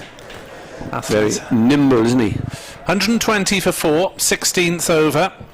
Douthwaite into Conway. Slower ball, hit straight to backward point. They think about the shy of the wicket at the wicket and decide otherwise. David Lloyd is the man there. It's sort of a reflection of where Glamorgan are at, aren't they? I mean, there was a single, there could have been a possible chance of a run-up, but no one backing up. If he did throw the stumps, they're almost quite happy for them to just throw singles. 121 for 4. Douthwaite in bowls a bouncer that Lammonby ducks underneath. The best ball he's bowled. That's all right. That's all right. It wasn't too high, says the square leg umpire. Why would you duck a bouncer with 4 overs to go in a 2020 game? That's strange. It's like padding up, isn't it? Reflex. Why wouldn't you just try and... Douthwaite to Lammonby. That'll be a single, I think, down to fine leg. Throw quickly on its way back. 122 for 4 as Douthwaite backs up the throw that had flicked off the stumps. 122 for 4, and there were 6 runs off that over, so Douthwaite's come back pretty usefully after conceding 18 in the first. Yeah, Glamorgan at the moment in control of this game against Somerset down here at the Sophia Gardens. I think they've just tried. I think Conway's picking on him here, but I feel they've just dug a hole and he's got a man with a spade in his hand. 47 or 43. Yeah, I mean 47, 16 overs he's been out there. I mean, you're overseas pro, you'd expect a little bit more. I mean, and like you say, I haven't really seen that urgency of him running between the wicket and desperately trying to get that run rate up, which is slightly sunk to 7.5. 24 balls left, and it will be Van de Gooten to start his 3rd over. He's coming in now. Bowls to Conway. Conway hammers that. He's going to get 4. That's probably the best shot he's played. And he does reach his 50. No, it's Lammonby, sorry. Yeah, 2 left-handers. He played that. Both left-handers look similar, but that was just a little bit too full and off the first ball. Clubbed that, didn't he? Yeah. Powerful man. Been listening to you, Mike. Tell them they need to get a move on. Yeah. I think still get to 160 as the ball is booted back to the umpire. having been chucked to them by a member of the ground staff. For both sides, this is a very, very important last couple of overs. So Van der Gooten has these two, and then probably Smith will bowl. Yeah, he bowls 1 over, and they'll probably trust Delthwaite to bowl another one. In comes Van der Gooten, bowls to Lammonby. Lammonby is going to get 4 more. Right. He did the little dodge one way or the other, and in the end chipped it over mid-wicket for 4. He ramped it, sort of around 45, a lovely shot. Fake to go down leg side, like you say, and then went outside off. Hurled himself and fell over. The young man is showing the senior pro, if you like, the way to go. Isn't he? 8 off the first 2 balls, and like Van der Gooten, and the score goes 130 and 18 to Lammonby. As he waits around the wicket comes Van der Gooten and bowls to him. Oh, that's 6 runs, is it? Yeah, despairing dive. Van der Gooten's gone for 14. You see, this is the stage now where you'll say, come on, you have got to bowl tight. 14 in 3 balls. And the impetus is slowly going back. Even in 3 balls, it changes. This could be the best over for Somerset. Yeah, I think Van der Gooten was probably trying to follow Lammonby to a certain extent there, whereas he might have been better off slinging it outside off stump with the batsman backing away. Just cleared mid-wicket boundary is in. Comes Van der Gooten again. What's a wide? Very short that was. That was wide. You at home are watching the stream. If they show that back again, I think you might agree with Mike and myself, because Peter Hartley, Graham Lloyd rather decided, no, that's all right. It is Peter Hartley, the far end, so got away with that one. 2 balls left of this over. It's been expensive, 14 so far. In comes Van der Gooten. Bowls again, and that's guided down to third man. It'll probably be a couple of runs. Smith collects just a few metres in from the boundary and returns. And 1 ball to go, so Van der Gooten's gone for 16 in this over. So after this now there will be 3 overs left, and it will be 1 for Van der Gooten. Salt has also got 1 all. Rory Smith is going to have 1. There'll be a toss-up probably between Salter or Delthwaite. Here's the last ball then. And that's just dabbed down in front of him, and he keeps the bowling. And that is the end of quite an expensive over, that. And it's 139 for 4. 3 overs left in this Somerset innings, and this little partnership has put on 42. Yeah, nice over from, I think it was 17 or was it 18 from that over? It was 17 runs. 17. I mean, but they do need 3 more overs like that, the 3 men, to get them up to a score that's going to be a winning score. They're slightly short for me, 139. 3 overs. 10 still gets them to 170, which I think will be competitive. No? Do you give Salter 1 of the overs left? No, it's a bit too late, isn't it? 2 left-handed. What have we got? 3 overs. Smith's coming up now to bowl his last. Van der Gooten 1, Delthwaite 1, I would have thought. Delthwaite or Salter, I don't know. 2 left-handers. Where do you go, Mike? I'm inclined to give Salter a ball. Yeah, he's gone for 23 off his 3, so he's bowled reasonably well. He's 1 expensive over tonight. Smith then, right arm around, and that's gone over the keeper's head for either 4 or 6. Pitched fairly near the boundary. It's 4 runs. I thought for a second that Lammonby's pull shot was going straight up in the air, and well, Smith, rueful, couldn't do much. You can't do much about that as a bowler, Mike. No, it's interesting. Not many balls that have been short have been well controlled tonight. That was close. And that was another one. Top edge over the keeper for 4 runs. Just looking at the replay, it was a metre or so away from 6. It's a good start to the over for Somerset. 143 for 4. Smith to Lammonby, misses as he backed away, and Smith bowled it full length outside off stump, and Lammonby couldn't get a bat on it. He's on 31 off 16 deliveries. Didn't miss by much, did it? No, it didn't. Conway 47 off 43. So Lammonby, despite his ball record in the competition so far, is the star of the show for Somerset this evening. He's really got them going. As that's a slower ball on off stump, driven out towards root at cover, and Lamonby is restricted to a single. 144 for 4, halfway through the 18th here on BBC Sport Online. Just having a look at the boundary count here from Conway. 6 fours, strike rate 109. Smith bowls. Oh, it's a slow full toss. It's a no ball. Yeah, no ball as he's cracked that out towards cover. It was above waist height, and Conway flat batting it to cover. Free hit. Yeah, and then Rory Smith, what can you do? You can change the field.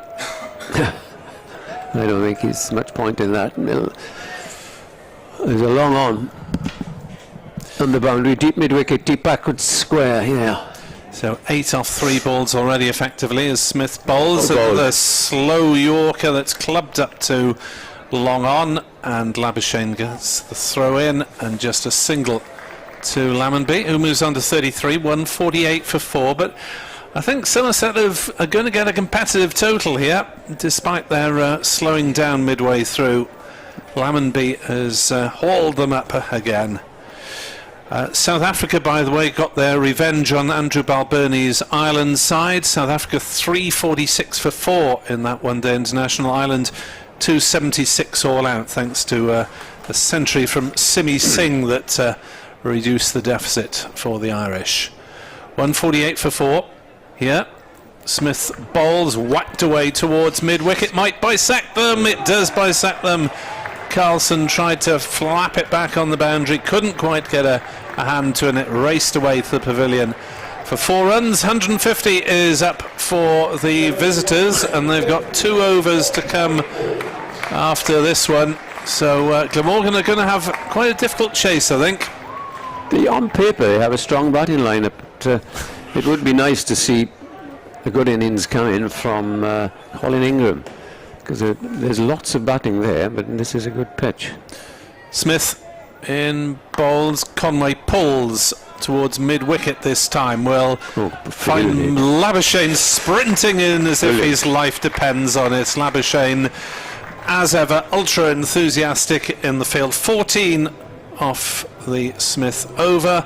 153 for 4, and there are 2 overs left of the Somerset innings as we get various drinks for the batsmen. Probably a bit of sanitisation in there somewhere as well. 153 for 4, Conway 53, Lamonby 33. Pakistan 167 for 1 in the 16th, so England are going to have a bit of a chase in that T20 match. Bit more Douthwaite for you, Ed. Yes, well, you never know. Well, the second over was all right. I mean, I said there were 18 off the first. There were a couple of leg buys in there, which were largely his fault, to be honest. But there we are. Rory Smith finishes with 4 overs for 36. So it is a little expensive. He bowls some good deliveries, but had some punishment as well. Walker, the standout bowler, 4 overs, 3 for 15. Labuschagne, 2 overs for 19. And Salter, 3 overs for 23. In comes Douthwaite from the far end and bowls, and that's hit away, and that's going to be 6. Yeah, short boundary away to our right, and well, the only reason I said, Mike, I'd like to see Salter bowl one of these at the end, simply because the ball is going away from the bat to left-handers. Yeah, you can't bowl down legs, outside leg stump. Isn't quite got the control here tonight, Douthwaite. He dragged it back slightly with his second over, but he's very wayward in his first. A little bit of a gamble. It may pay off. He's still got 5 balls to go here, so who knows? That rope on the grandstand side, if it had been about 5 metres further back, then it might have been 3 catches by now. Douthwaite again from the far end and bowls, and that's hit him on the pad, and they will go through. There's a shy. Oh, that's very, very close. Very close, and Conway only just got in. I'd like to see how close it was.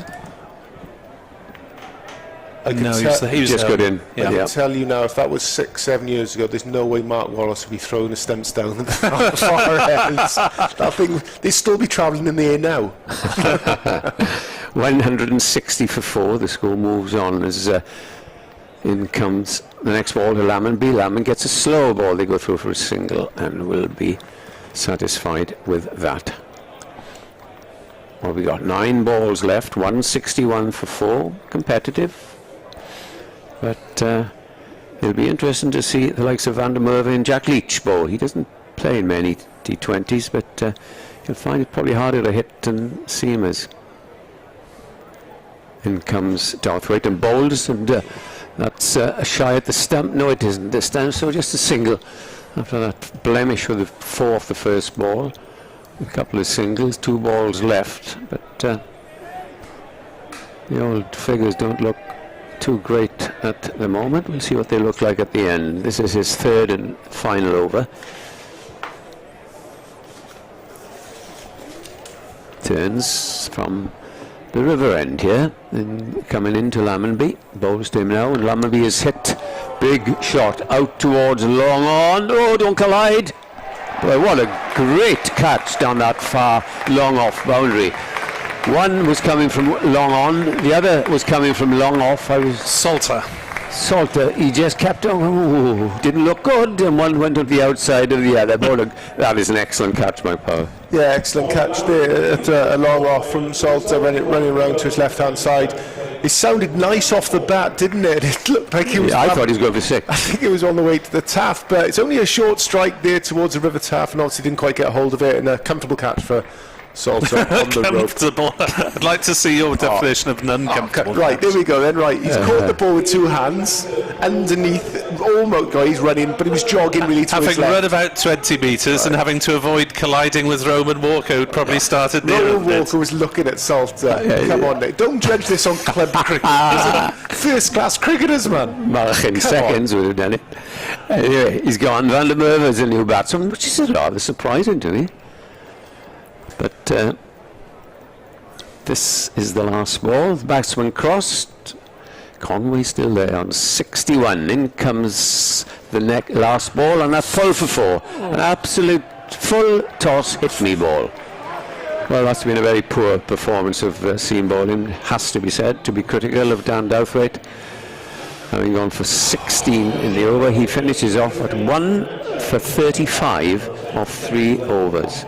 He'll have to do something with the bat for that performance, Mike. Yeah, Gamble didn't quite off bowling Douthwaite there, possibly instead of Salter. Van der Gooten back on the Cathedral Road end, a little bit more control from this end, but Somerset, in fairness, they put the foot down and accelerate the last sort of 4 or 5 overs and get a bit of a grip of this game here. 166 for 5, 1 over to go. You've got Conway overseas, opened up the batter on 65, and Van der Merwe on 0, yet to face his first. No Overton and no Langer. Interesting. He's a big striker of the ball, Overton, isn't he? Yeah. But a lot of experience. Yeah, Van der Merwe can strike it. Yep. But I would have certainly have sent one of the 2 big men in. Well, Overton is captain tonight, so perhaps he thinks maybe he's a modest chap. Didn't want to boost himself unnecessarily, but given his physique and his striking power, he would have been justified in putting himself or De Lange in. Van der Merwe and Green and Leach, the other options, as Van der Hoogten bowls down leg side, deflected away for 4 runs by Van der Merwe, who didn't really have to do a lot for that boundary, Mike. Yeah, he's gone for the Yorker there, slightly misguided down leg stump, and Van der Merwe has helped it on its way. 170 for 5 here on BBC Sport Online, and Glamorgan will have to put in one of their better batting performances of a disappointing season with the bat in particular. Van der Hoogten to Van der Merwe, drives it back at him, and Van der Hoogten gets a finger to it, runs up to Labuschagne at long on, and they take the single. 171 for 5. Not sure I fancy too much of the commentating on the Battle of the Van Ders. Hoogten against Merwe. Both play for the Netherlands, don't they? Tim, Australian-born, his father from the Netherlands. Roloff, South African-born. Van der Hoogten to Conway on 65, not out. Slower ball, hammered back very powerfully, straight back past him for 4 runs, up towards long on. And Glamorgan have had trouble really tonight getting the right length, haven't they? One bowler they bowled well. Yeah. 175 for 5, with 3 balls of this innings to come. Yes. Van der Hoogten bowls a low full toss, driven by Conway out towards cover point. Root feels just the single. The only thing is, Mike, they must have thought, especially Conway, well, I think 170 is a good score. You know yourself, you read the wicket when you're batting. Might have come to that, but it's getting up now to a biggish total for Glamorgan to chase. Yeah, it's reasonable. Run rate of 9 at the moment, so it's a reasonable score from Somerset posted here. Very strange innings from Somerset tonight. They've come back in the last 5. Van der Hoogten stays round the wicket, the right-hander, bowls a short ball that's toe-ended over third man for 4 runs. He's bowled very poorly tonight, isn't he?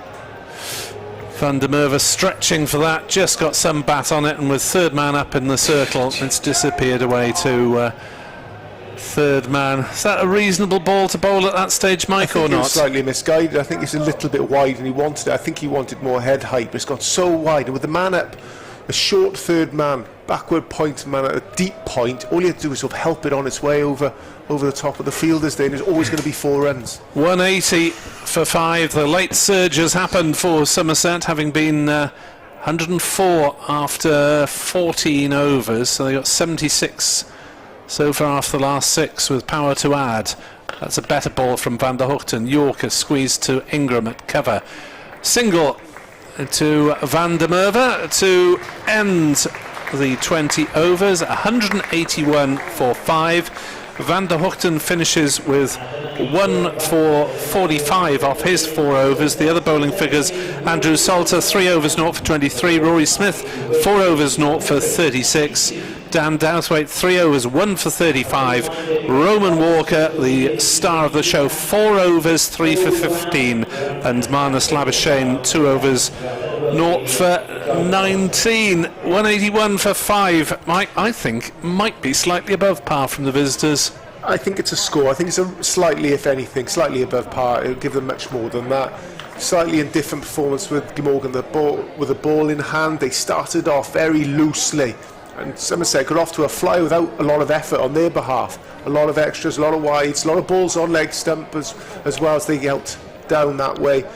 Then all of a sudden, with the help of Smith, Walker and Van der Hoogten, they got themselves back into the game and give themselves a bit of a chance, but a bit of a late flurry in the last 5 overs from Somerset and posted a reasonable score. Conway finished with 70 of 52 deliveries, including 9 fours and a 6, batting through the innings, but taking less than his share of the strike. Van der Merwe hit 10 off 4 balls. Lammonby 34 off 20, probably did more than most to give Somerset impetus, and Glamorgan will need 182 to win this game at 9.1 runs per over. Edward Bevan, Mike Powell and myself will be back in just under 10 minutes time with commentary on the second half of this match.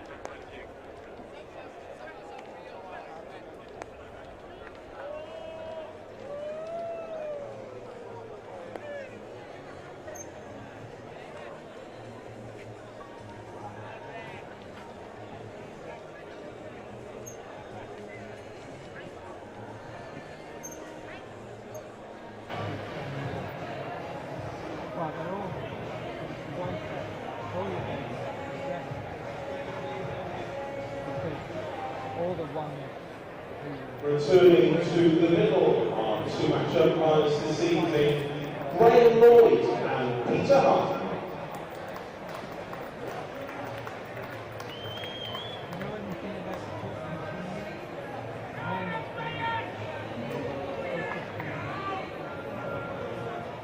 And leading Somerset into the field, Captain Craig Overton.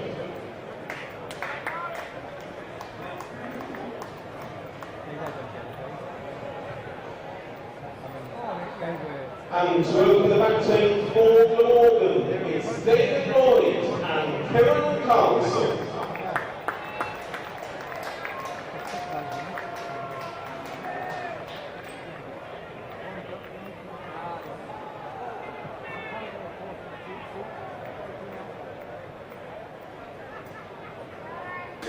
Good evening and welcome back to BBC Sport Online, where Carlson and Lloyd will open the batting for the fourth match in a row for Glamorgan. Kieran Carlson promoted up the order alongside David Lloyd, with Marnus Labuschagne and Colin Ingram to come. And Jack Leach, who's taken 3 for 28 in his only game so far for Somerset this season. Same pattern, Mike. They usually open with Waller, but they've gone for his replacement as spinner instead. Yeah, he's a slightly, obviously, Salter opened up for Glamorgan with the ball as well. Another spinner, but slightly different. He's a big spinner of the ball. Edward. Yeah, Jack Leach with the slip. Comes in, bowls the first ball of the innings to Carlson. Carlson drives, didn't really time it. Jack Leach fields, don't often see him bowling one-day cricket, but he'll relish this. Chasing, defending a total of 182. Carlson waits as he's off the mark with half a dozen, I think. Is that clearing? It is. Lovely shot there by Carlson. I did say there could be some mayhem before it on the air, but not what I mean by that, because these two don't hang about. No, he's in a bit of nick as well. Kieran Carlson 170 in his 4-day game before this. Yeah. So he's obviously seeing it very well at the moment. Craig Overton after 2 balls says thank you very much, I'm going out to mid-wicket. Fielded slip. Here's Leach then, comes in, bowls again, and this time he's cutting and through to Davis, bowled a little bit flatter, a little bit wider. Wily campaigner, Test player of course. He's got a long off there, he's got a deep mid-wicket there. In comes Leach, bowls again, short. Oops, that's going to be out, caught and bowled, I fear. Yes, it is. Leading edge there by Carlson, looking to turn it away, and Glamorgan, as has been their want this season, there was a wicket in the first over or so. Yeah, he's a different prospect to having someone like Salter open the bowling for Glamorgan, where Salter sort of slides the ball and pushes the ball in for Yorkers or back of the length, where Leach is a genuine spinner of the ball, and he's undone Kieran Carlson there with a genuine left arm spinning ball that's probably pitched somewhere in the middle of a leg and turning out towards off, and he's got the leading edge caught and bowled from Kieran Carlson. A bit of a blow there for Glamorgan, a man in great form at the moment. Well, in comes Colin Ingram in could be his last game. There is a game on Sunday down in Hampshire, but whether he will play in that, because he's had a poor season by his standards, and now would be the ideal time for Ingram to play good substantial innings. So he's coming in after Glamorgan lose a wicket to the 4th ball of the innings. Do you think it turned? I don't think it really turned. It was just trying to play against the ball, which is slowly going away from him. I'd be disappointed if the top edge the ball didn't spin. Yeah, I think it bounced more than it spun. Here's Leach. Success in the first over, comes round the wicket and bowls to Ingram. Ingram down the leg side, and he's clipped it away. He's off the mark with a single up towards mid-wicket. Takes the score to 7 for 1. Interesting to see if Leach will bowl another over. Plenty of bowlers though. They got Overton, they got Van der Werve, Ashton DeLange. This brings David Lloyd, and he's got a long on if he goes for the big hit. as Leach comes round the wicket and bowls to Lloyd. Lloyd is forward, hits him on the pad, and a big shout, not out, says umpire Hartley. Excellent first over. 6 off second ball, admittedly, but he got a big wicket there. Get Carlson out, 7 for 1, and Glamorgan chase 182. Yeah, good start from Leach here, picking up the wicket of Carlson. Exactly what they need to get themselves up and running in this game. Overton to bowl, Cathedral Road end, just on the top of his mark, setting his field. He's captain. Another test bowler tonight. Yep. Not easy. Not easy. Craig Overton, no longer part of the dynamic duo with his brother, who's at Surrey this season. We've already seen him in action against Glamorgan. As Overton will come in to bowl to Colin Ingram, a left-hander, and that's outside off stump. Played nicely through the covers by Ingram for 4 runs. Glamorgan 11 for 1. Ingram prefers to bat in the top 3. He's had his way, even though Labuschagne's the man in form, and he's got to prove something tonight, really. Ingram with an average of only 14 in the competition so far. I read Mike earlier on that Overton reckons he's put half a yard, if not more, on this season. And watching him bowl, he really gets it through, you know. Here is Overton to come round the wickets to Ingram. And that's pulled away down towards backward square for 4 more. The swivel of the hips from the veteran South African dispatches that one firmly to the ropes. The perils of bowling around the wicket. Yeah, well, he came over the wicket first ball. It's a nice backfoot punch from Ingram. Credit to the batsman, lovely shot there. But coming round the wicket, sliding the ball down leg side, easy shot for Ingram to just help it on its way backward to square for 4. He's actually now dropped his fine leg back down on the boundary here, which probably brings his deep point back into the circle. In comes Overton again. That's a better delivery, and Ingram is blocking it defensively back down the pitch with a couple of boundaries in the first 2 balls. He doesn't have to go bananas for the rest of the over, should Overton get it on target as he did there. I feel a lot of Glamorgan supporters willing Colin Ingram on. He's such a great lad. Has done so many good deeds for Glamorgan over the years. 3 out of their 6 T20 centuries, but that's another dot ball as he pushes it on the leg side to Conway. Somerset in the maroon and black strip, and a very tall, long shirt needed for Craig Overton, 6'5" of him. Muscular, really good fast bowler's build, and some helpful wickets, pacey wickets at Taunton at times over the years. Not always. 15 for 1. Overton to Ingram. That's 3 dot balls in a row as Ingram gets tucked up. He's done his job, as Mike was saying. You know, he's hit 2 4s, 8 off the over so far. Morgan, just to remind you, need to go at 9s. So another boundary will bring them up there. Yeah, 9.1 runs and over is the overall target for Glamorgan to win this last home game. As Overton bowls, hits Ingram on the pad, they'll go through for a leg bye. So they've got their 9 runs off that over, and at the end of it, it's 16 for 1, chasing 182. Yeah, do they stick with Leach on this next over? There's a good start from him. Obviously going for that 1-6, that 1 blow from Kieran Carlson, which sort of slightly wrecked his figures. Just gone for 7 runs, so they're single. But no, I think they're keeping with Leach. It looks. I would have done exactly the same. Yeah, I agree. Yeah, it's tempting for Lloyd and Ingram, who are both attacking players. But as we mentioned, Leach is such a canny operator. They can just push 1s. It'll be Leach from the river end, having taken a wicket in his first over, the first over of the match, and he prepares now to bowl to Colin Ingram. In he comes, left arm round the wicket. Well, that's a quick delivery, quickish for a left arm sim. Not the pace he normally bowls in Championship cricket or Test cricket. Just a run of about 2 or 3 yards, bowls, not swept, but a short fine leg. They'll go through for a single quite easily. Jaglesh, and a student here, of course, Nick, in the MCCU. Yeah, he was the last player caught by Matthew Maynard in first-class cricket. Was he? Coached, he was saying, a lot by Robert Croft.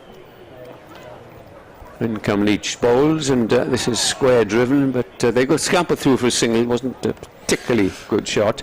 How Crofty got involved, he must have been doing some private coaching or something in there, but he does speak about Robert a bit. That was a quiz question. I was very proud of it. Matthew Maynard didn't know the answer, apparently. A couple of good questions there.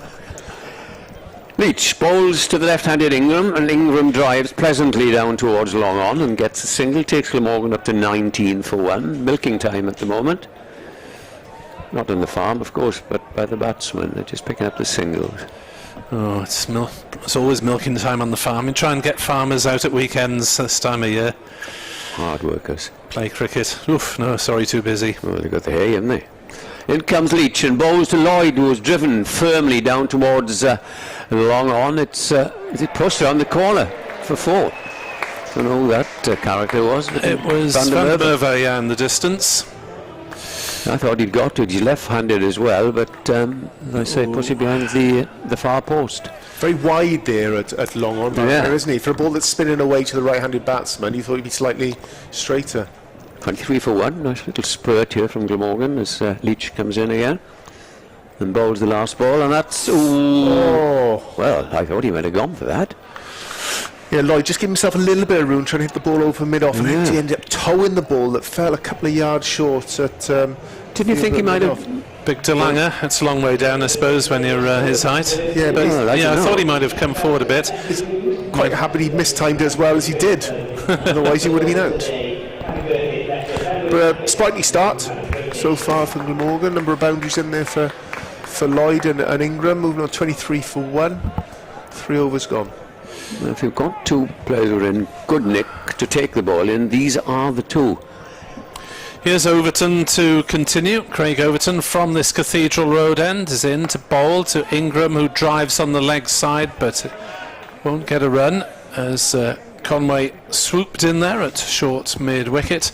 Lovely to see this crowd of just 2,000 plus, but sounds like 10, doesn't it, Nick? What a shame that not able to be packed in, and that won't be able to have bigger crowds, it seems, for a few weeks yet. Craig Overton is in to bowl, and Ingram got a slower ball that he cracked down into the ground, and it almost ricocheted back at one point, but just stayed where it was, the ball. So just on that, Nick, our rules are obviously slightly different this side of the bridge over England. So England, they'll be allowed larger crowds for the 100 competition and the 50 other competition? In England, yes. In Wales, if I read the rules correctly, not until after August the 7th, unless they're designated as test events here.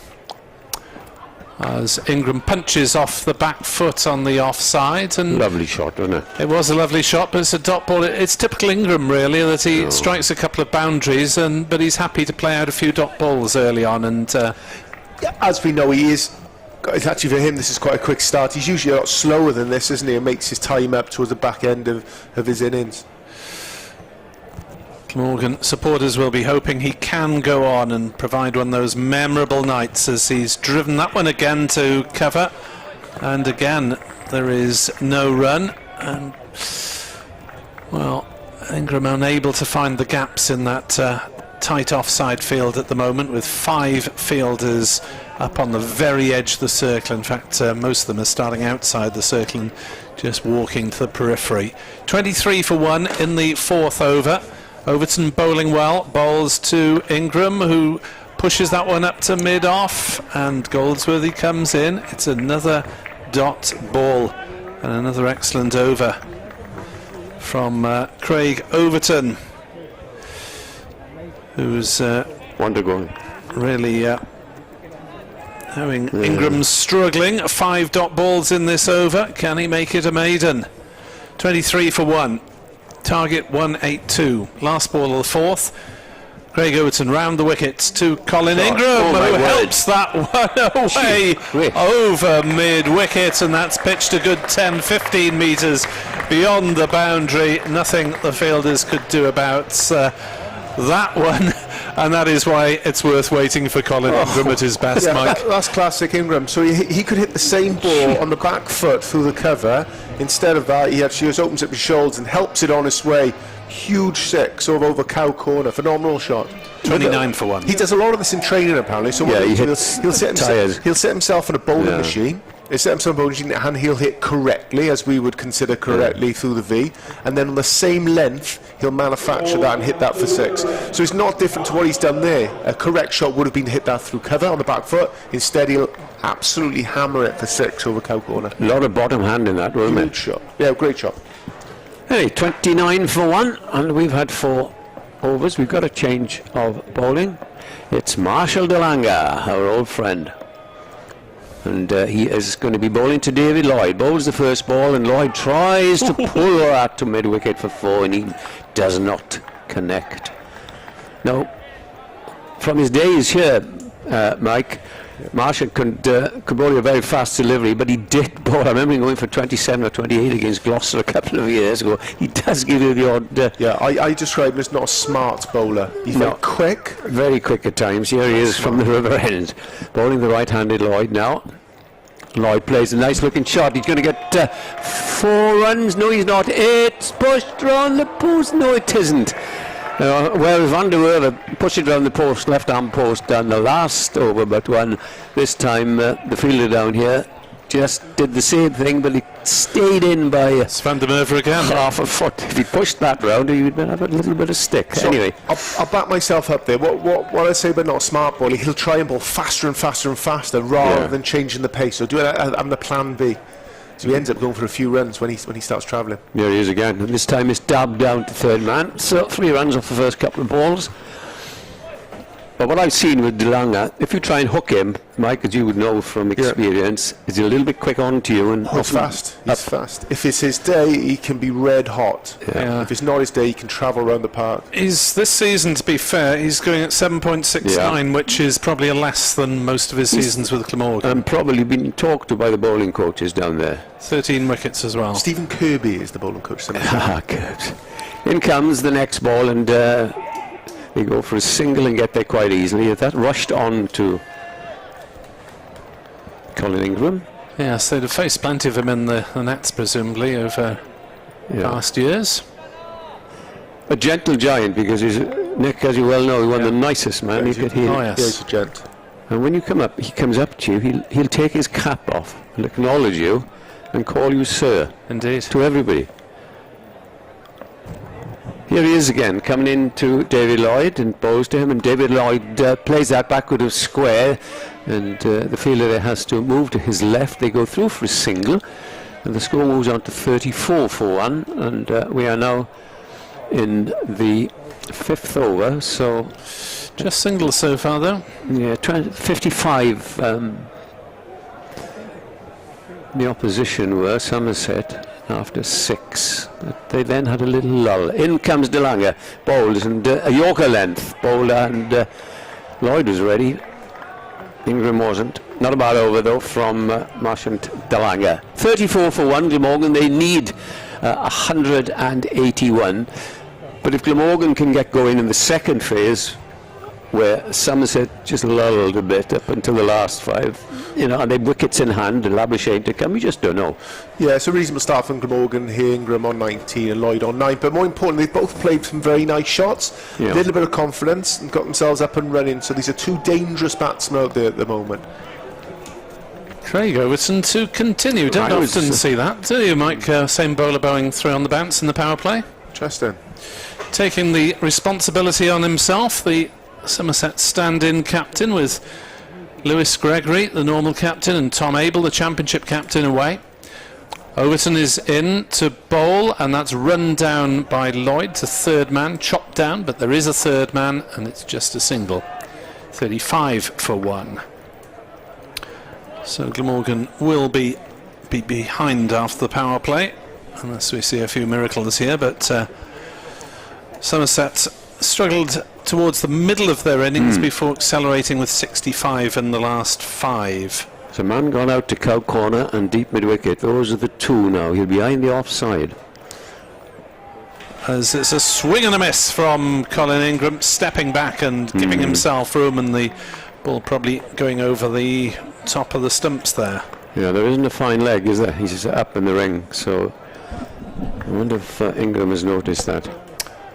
4 balls left of the power play. Can Ingram manufacture a couple of boundaries from somewhere to get Glamorgan travelling in the right direction again?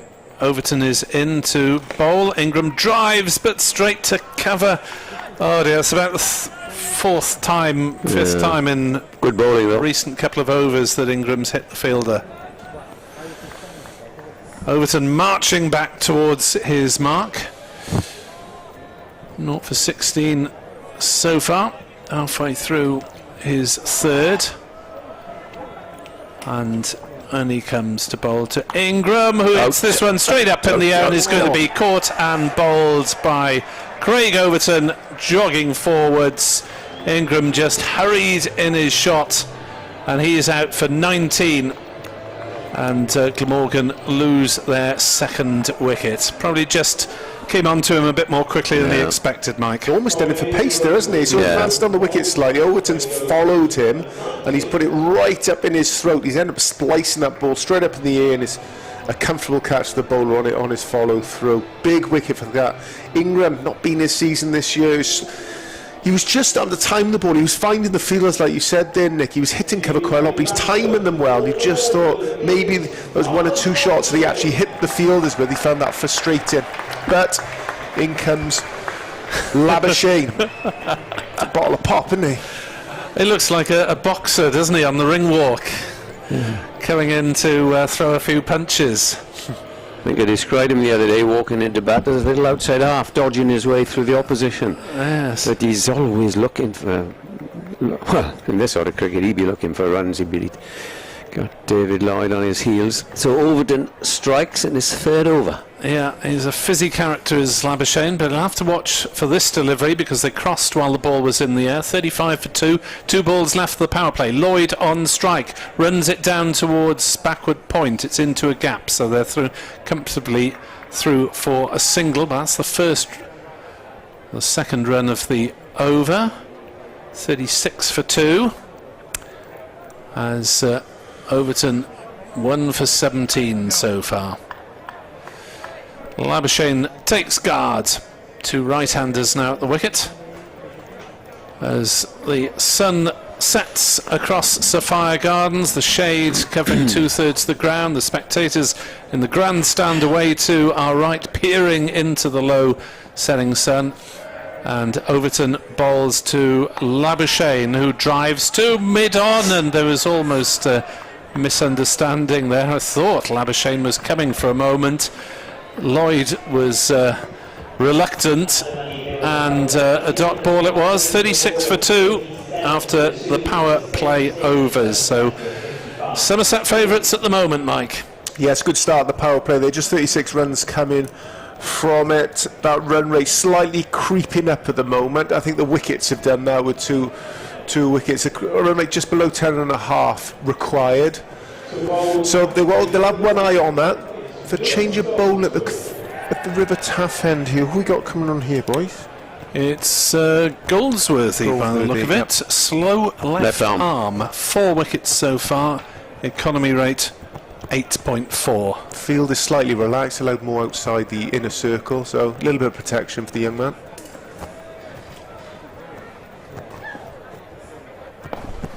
Oh, that's soft. Out. Oh, that's caught. He went back. He was about to come in on that, and he hit it straight to extra cover.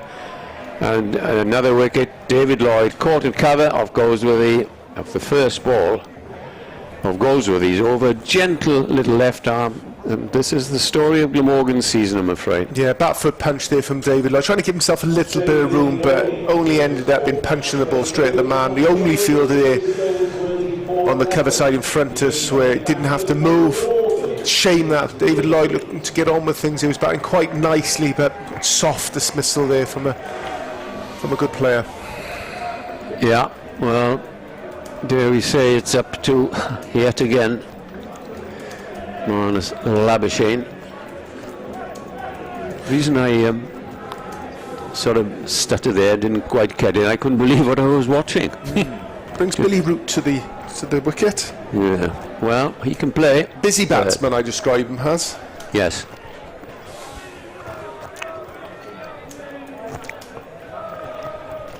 You would say by Overton, it's a good bit of captaincy. We all thought in Van der Merwe or Leach, but... two good decisions, being Goldsworthy and keeping himself on for that third over of his picking up the wicket of Ingram. Here he is again, his second ball, and Root taps it away on the onside to get off the mark and takes the score to 37. But if you remember in that game, the first game, where Glamorgan lost very narrowly by a couple of runs, and Labuschagne got 97, it wasn't for the last 6 overs that he started going for it, so he needs, I think, to do that, and the other batsman must try and chip in as well. In comes Goldsworthy again, bowls, and it's clipped away for a single in the onside by Labuschagne. So, apart from Labuschagne, you can say, well, the Glamorgan batsmen this season collectively haven't fired. Here's the next ball, and Root tries to whip it away to leg side, but outside the off stump. It didn't really connect. There he is again, comes in, bowled, nice length, played back down the pitch. There's a huge amount of space on the leg side to place a 2 if they can, isn't there? Yeah, I think that's what he might be looking for. Between long on and cow corner, and he goes wide of the crease, and the reverse sweep tries to come out. Excellent over by the young man. Only went for 2 runs and the wicket of David Lloyd. Glamorgan is struggling badly at the moment. They're 38 for 3. Yeah, slightly up against that run rate, obviously creeps up there to 11. A very good over from Goldsworthy. Very good captaincy, as we said earlier, from Overton, leaving himself on for his third over, picking up the wicket of dangerous wicket, Colin Ingram. Then bring Goldsworthy up, picking a wicket at his first delivery. David Lloyd punching one off the back foot to the man at cover. Looks like spin seems to be the option here. Van der Merwe coming on from the Cathedral Road end. Lot of experience. Oh, good bowler, tight bowler, clever. I tell you, it does the way he gets to his overs very, very quickly. Yeah. And you look at this Glamorgan, it doesn't... The rest, Nick, of the batting lineup, you've got Chris Cook, and then the rest, I'm sorry to say, doesn't fill you with confidence. Well, there's some potential big strikers there, but they haven't fired this season. Mind you, the batting as a whole hasn't really. David Lloyd was the only man apart from Labuschagne averaging 20, and Root in a few games, as that's hit up to long on by Labuschagne. Go through for a single. Van der Merwe, can he campaigner? Hasn't actually got a wicket so far in the 2 games that he's played. 36 years old, so a bit more of a fringe player than he has been maybe in past years, but certainly has the experience with this slow-ish left arm, as Root nurdles one down to fine leg, and even Marnus Labuschagne doesn't take a single. Reverse sweep, Nick? Well, we saw one miss in the last over, didn't we? But yeah, could well be coming from Billy Root, who's very fond of that shot. Not yet, as he's driven that one on the leg side. That's well placed. It's between the 2 fielders, and one of them on the slide tried to kick it back, but failed to do so. And well, that was just not nudge, but clipped away by Root, and placed it absolutely perfectly between the 2 fielders up to mid-wicket. Next delivery is on leg stump and turned away towards mid-wicket, but this time it is just the single as the throw comes in from Smeed, the teenage batsman, on the mid-wicket boundary. What they will do is run these 2 between the wickets. Yeah. Labuschagne 2, Root 6, and Chris Cook still to come down Douthwaite. This one's turned on the leg side by Labuschagne, who's just having a look at the moment. Turning singles, the run rate still nudging up slightly, 45 for 3. Last ball coming up of the 8th over And Glamorgan are giving themselves a lot to do. Required run rate is 11.3 as things stand. The Duckworth-Lewis is 69. They're well behind that as Root will look for a second run here. Oh no. They won't. They'll decide against it. It looked as though there might be a second, but they decided against it, and probably quite right. 46 for 3 off 8 overs are Glamorgan, and that is chasing 182 to win. It's mission improbable at the moment, Mike. Yeah, they were looking for the second there, and they realised it ended up being De Lange's hand, who's got an absolute rifle of an arm, along with Overton. There's certain people you can run a second to, and he isn't one of them. Yeah, a lot of work to be done so far. Just having a look at it, Labuschagne, just 3 runs to his name, and Root picking up 7 so far with his boundary picked up previous over. So they're just having a look. You know, it's not by any means over at all. There's 2 very experienced batsmen out there at the moment. Here's the first ball, the next over from Goldsworth. He's gone over the wicket to the left-handed. He chips it up to long on and gets a single. 47 for 3, and Labuschagne now will have the strike. He faced a lot of deliveries as yet. He's coming round the wicket to the right-hander. Down the pitch he plays. Out to deep mid-wicket. They go through for a single. They know what they... Well, Labuschagne probably knows exactly what he's doing and who the bowlers are to come and whatever. Goes with the bowls, and Root comes down and is deceived. Good bit of bowling.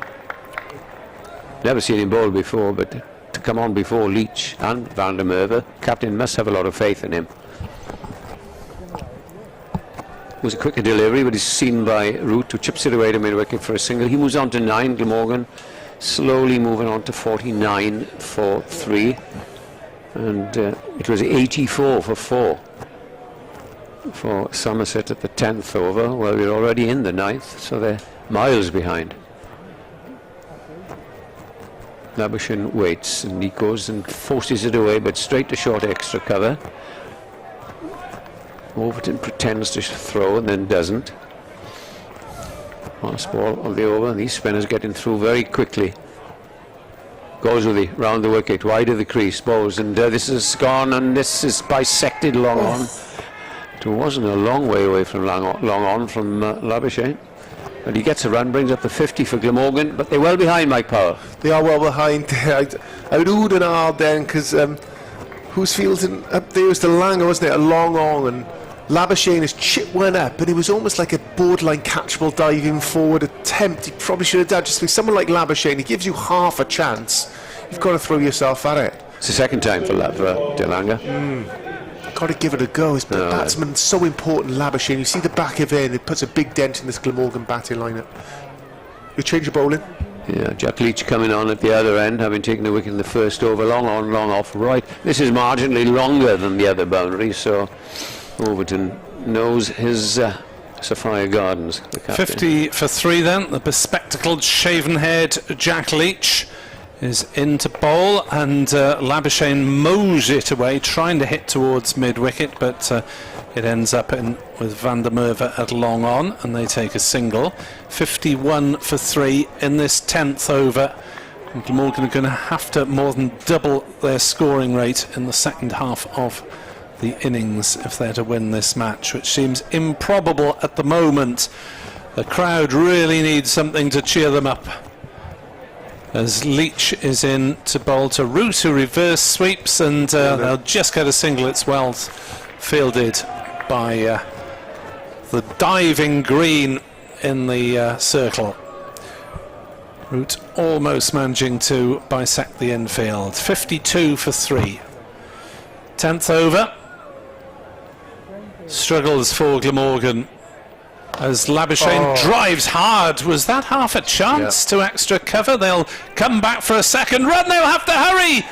And they do hurry as Billy Root dropped his bat in making his ground.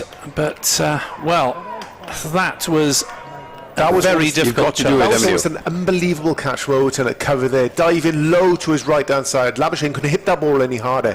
Foot off the ground, and he's got a full hand to it. Unfortunately, dropped it for Somerset. 32. He's done well, really, to get a hand to it, Craig Overton, as Labuschagne smashes that one up towards long on, and it's wide of the diving Van der Merwe, whose trousers come down in the process. And it's a much needed boundary for Glamorgan, as Labuschagne will have to be the man to lead them there. It's been well placed, I think, that from Labuschagne between the fielders. 58 for 3 in the 10th. Next ball smashed away on the leg side. Again, he's tried to bisect the field. This time he's found green at square leg, and they take the single. 59 for 3, so 9 off this. Glamorgan gently starting to accelerate, but they'll need to do so a lot more in the second half. As down the wicket comes Root. Leach watches him coming, and Root reacts and just pushes it away for a single out to mid-wicket. 60 for 3, Glamorgan. 10 off that over. They still need to go at over 12s and double their scoring rate in the second half of the innings. Yeah, good over from Glamorgan there. Labuschagne just taking the odd risk here and there, and that's exactly what they've got to do for the remaining 10 overs of this game. As you say, Nick, requiring just over 12s, so they're obviously not going to do it in singles. So within that, there has to be the odd risk to try and find this boundary rope to get them back into this game. Switching to the Van der Merwe. Might have heard that. Van der Merwe having bowled his over to start off. At this end, he is switched now, and one feels with the shorter boundary here. Agree with what Mike says. You've got to take the odd risk, as he's coming around the wicket and bowls to Root, and Root is just nudging that away, deceived in the flight. There won't be a run. If he's got to hit, he has to hit straight here, because this 3 men on the onside boundary and 1 on the offside sweeping.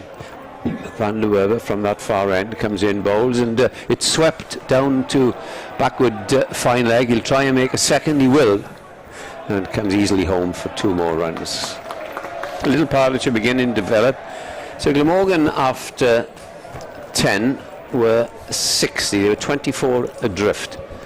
That's a lot of runs in the context of this game, as Van der Merwe comes in and bowls to Root, and Root goes for the reverse sweep with an anguished yell from the bowler, as if to say, well, no, hit him in the face.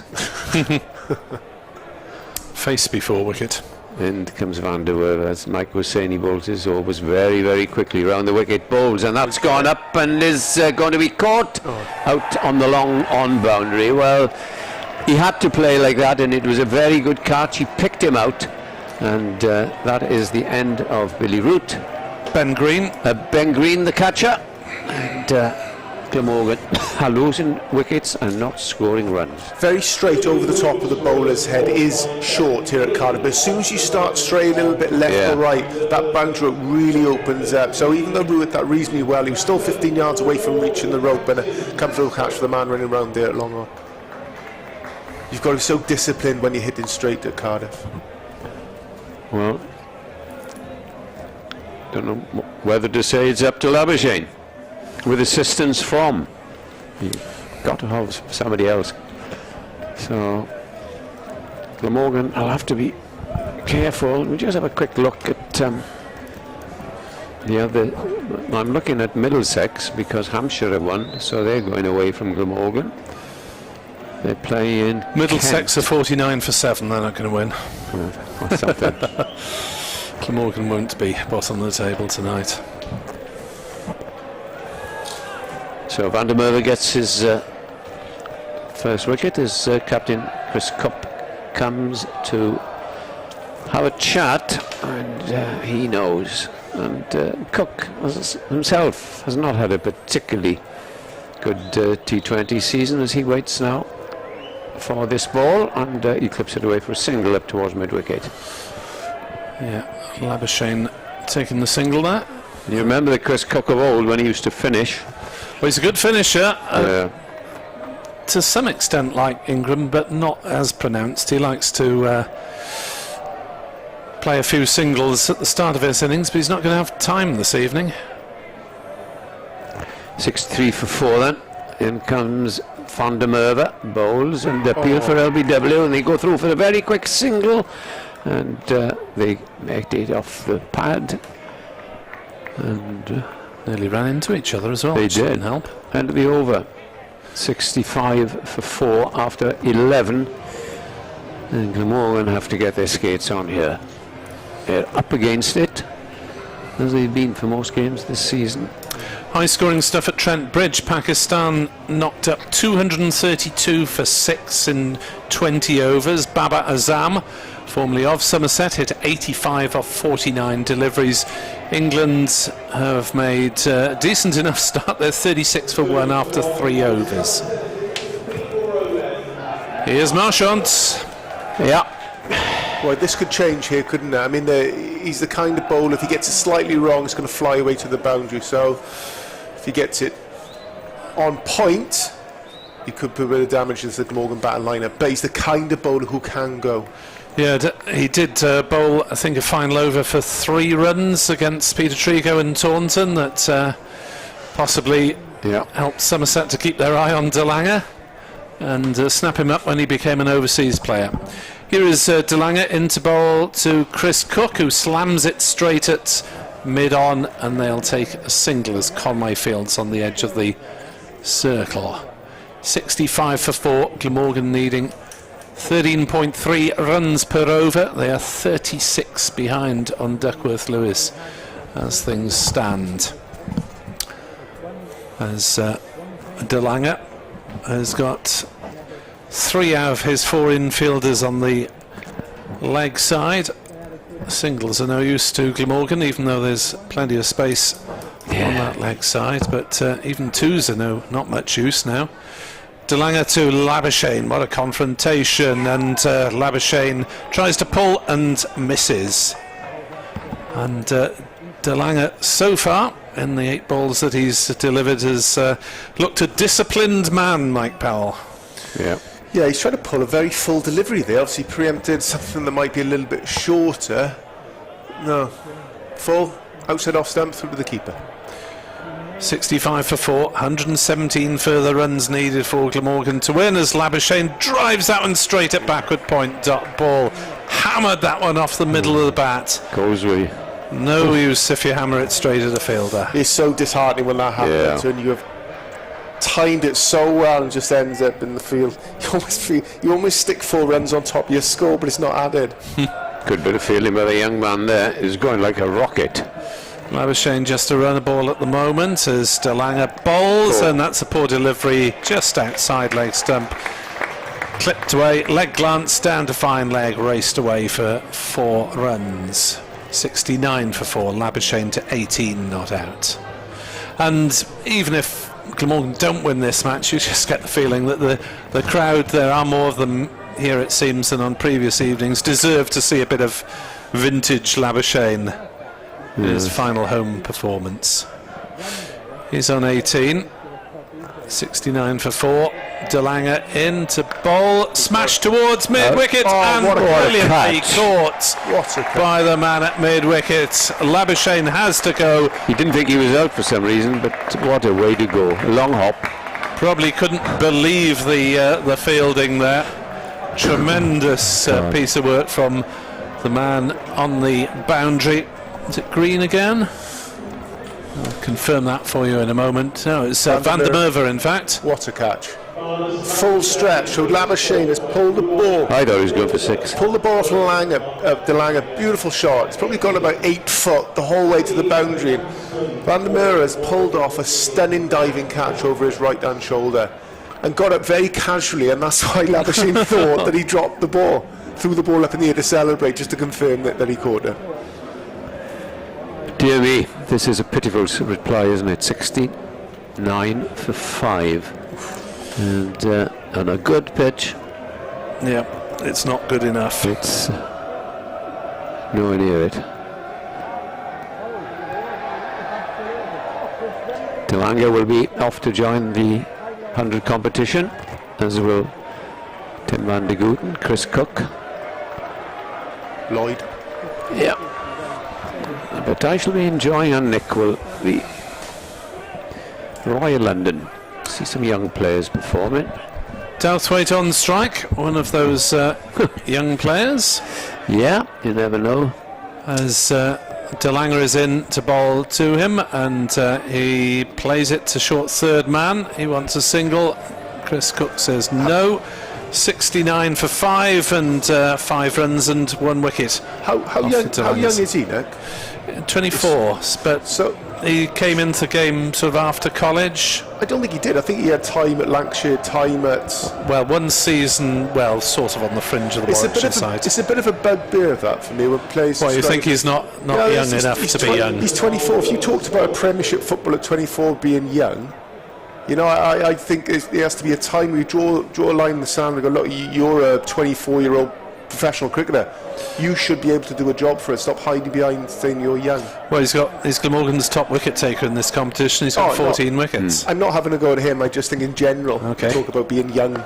Goes with these bowls and gets another wicket. And this time, Glamorgan a collapse in a heat. Cook, who scored just a single, got a short ball, hammered it a short extra cover. That was the end of that. Very similar to the David Lloyd. I was just going to say, carbon copy. Very similar, just back of a length, give himself a little bit of room and plucked out the fielder in the covers. Very comfortable catch for captain Overton. Hasn't he done a good job tonight for his team? Yeah.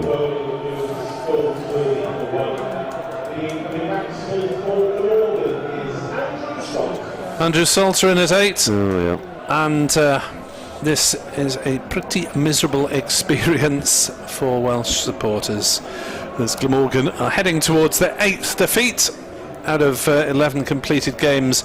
But you have to congratulate Somerset on heading for their 7th victory and a place in the last 8. It's a nightmare situation. 7.5 overs to go. 2 new batsmen in, both on naught, requiring 14 and a half over to bring this game home for their club. Very, very tough ask from here.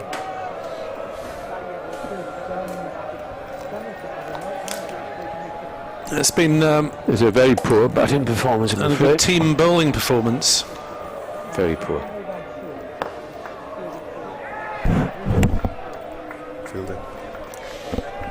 You've got their fielders exactly where they want them, as first one for Salter, who drives it down the pitch. Will this game go 20 overs, we might ask ourselves. We're in the 13th at the moment, and well, the wickets are just falling one after the other. But let's congratulate Somerset, who have performed pretty well, especially their bowlers. Douthwaite waits as Goldsworthy goes wide of the crease and plays it out to long on for a single. 71 for 6 as it crawls on.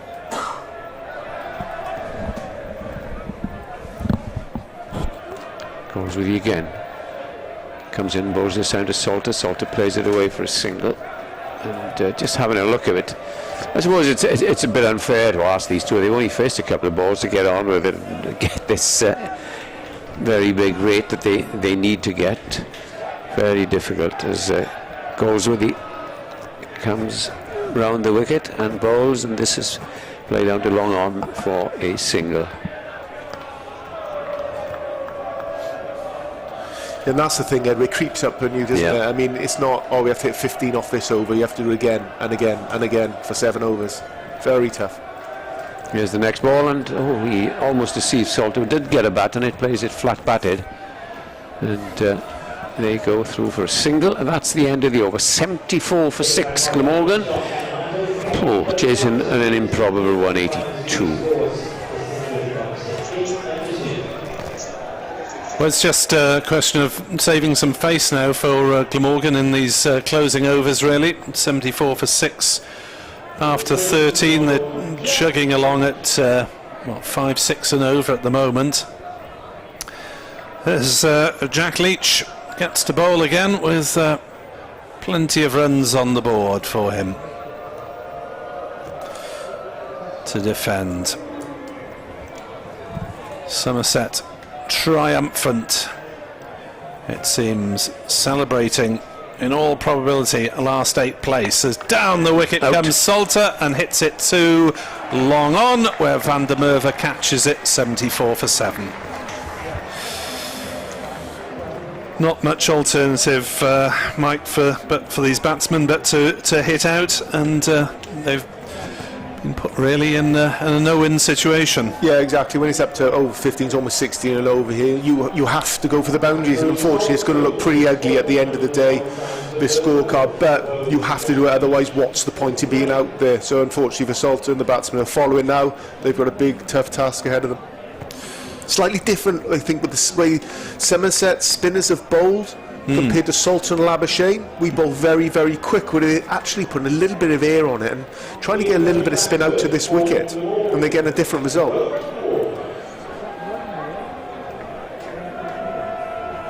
So Roman Walker, I believe, is the new batsman.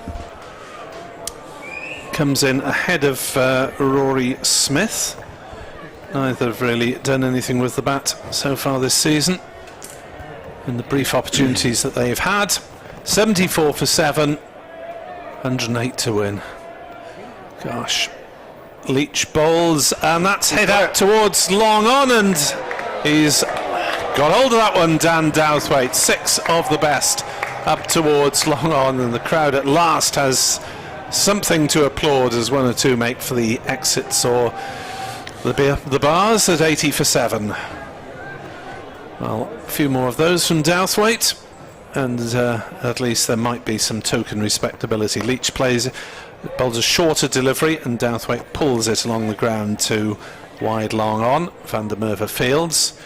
81 for 7, and a chance for Roman Walker to see if he can find those short straight boundaries as well. Walker, who memorably won a one-day cup match in Hove, I think it was his debut in that format, by hitting a 6 in the penultimate over.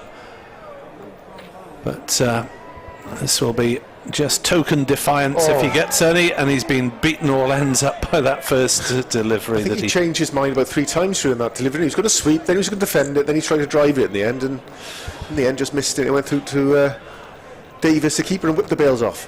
What can a poor boy do? 81 for 7, 14th over. Another below par batting performance. Leach bowls, and Walker has to play that one back to him. This is an England spin bowler, 30 years old, against a rookie batsman. 81 for 7, last ball the 14th. Walker comes down the wicket and straight drives up to long on for a single. 82 for 7, and Glamorgan need a mere 100 to win in the last 6 overs. Good game to win.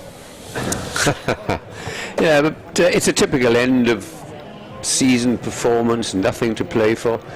But I really think we should try and put up a better performance than we've seen tonight.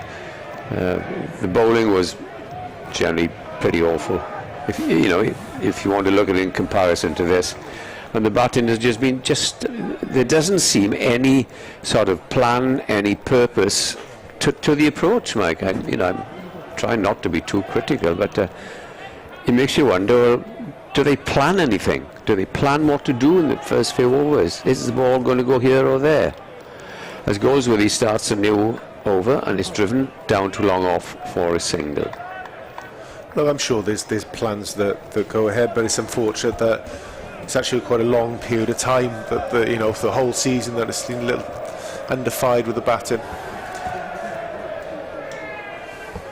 Goldsworthy comes in and bowls, and that's wide of the off stump, chipped away to Overton on the drive.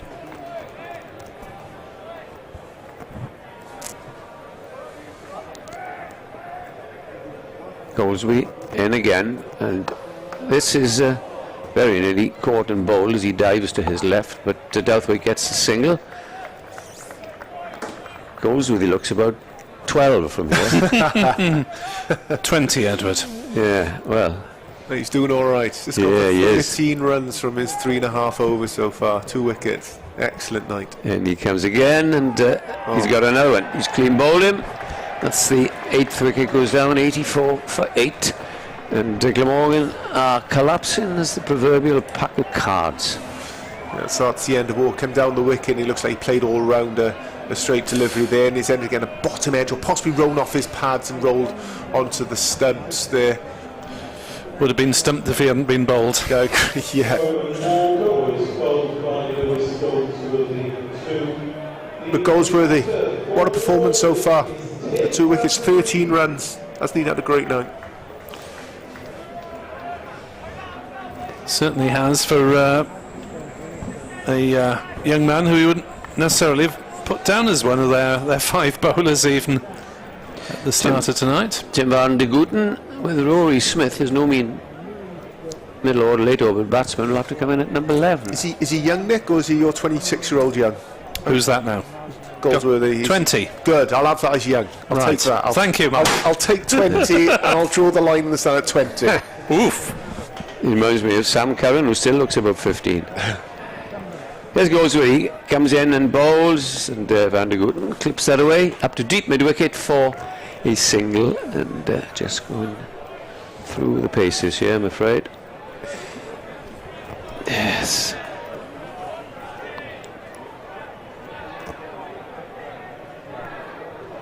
In comes Goldsworthy, and that straightens a little on the batsman who plays it back down the pitch.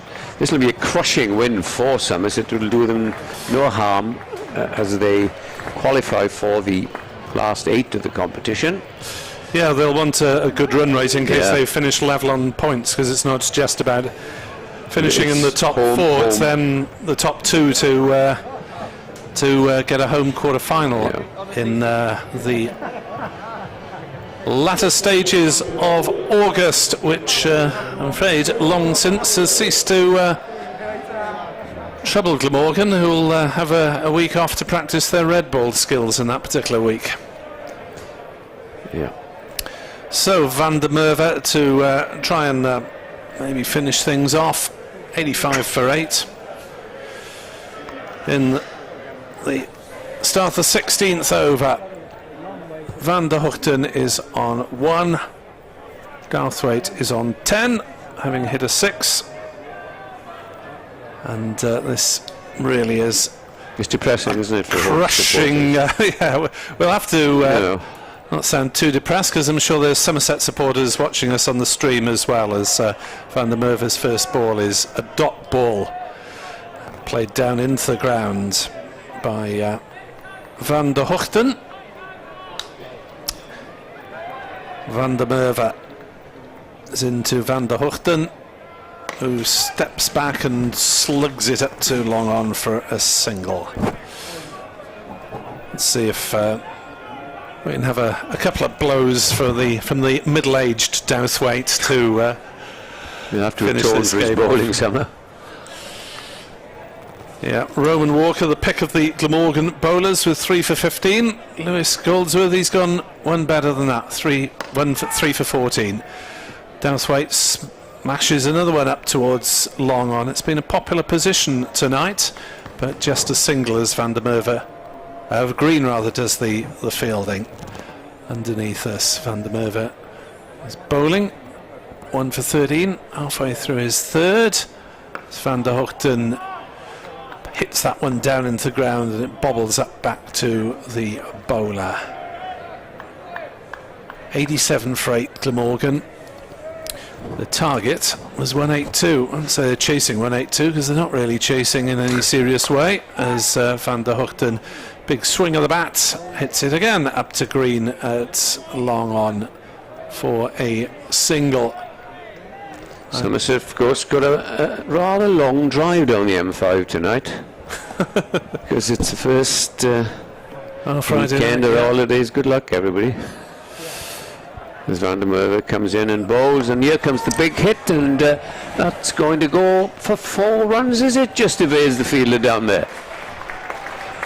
Yes, carved away, and this time it was wide, long off, and just about beat the charge of the fielders. So it's 92 for 8 Glamorgan. We're through 16 overs, and they need a further 90 off the last 4.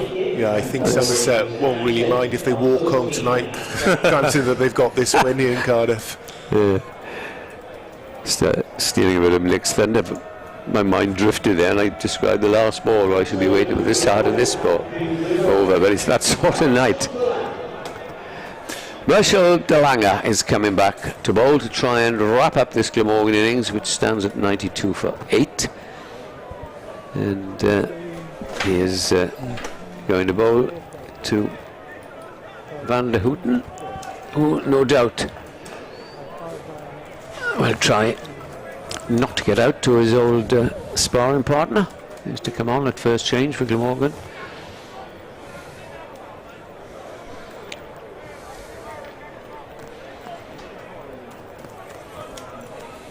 This wants his field exactly where he wants it, as he comes thundering in from that far end.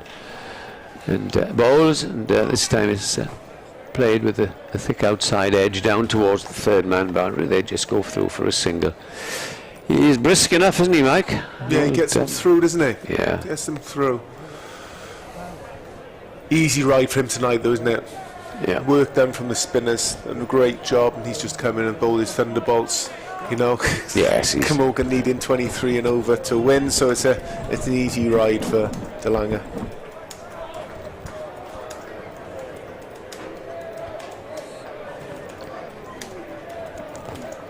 Douthwaite waits as in comes Neser bowling him, and he tries a no ball bowl. Bowled a lot of no balls there for Glamorgan, if we remember. He was overstepping. He's such a big man, striving for pace. So here we go. At least there's a little bit of excitement in this innings. You mind, Mike? Football season starts in a month. It's a rugby season, worry about. I don't care about the football. That won't be long either. No. Free hit. And that's just gently driven up to mid-on for a single. I suspect there will be some ironic cheers. 97 for 8 when Glamorgan, or if they do reach 100.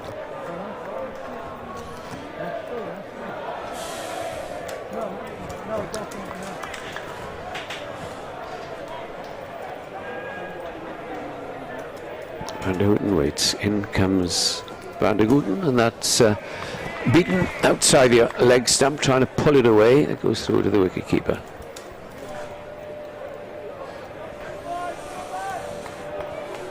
And this game just drifting to a close. What are we in, the 16th or 17th? 17th over, mercifully. Martin Neser bowls, and that's hit over extra cover, and it's gone for 6. It's an enormous hit. Well, this is the sort of treatment. I remember that famous over. What is the name of that quick bowler, Nick, for overseas bowler for Gloucestershire? Andrew Tye? Andrew Tye, yeah, where they wanted 25 to win, and they got them off Neser. But that was hit with great power. Glamorgan go past the 100. He's coming in again. This will be rather quick, and this time they go through for a single. Much better length there, isn't it, Edward? Yeah, much up in the block hole. Yeah, previous ball was a length ball wide of off stump, where that's actually directed in somewhere near the bottom of the stumps.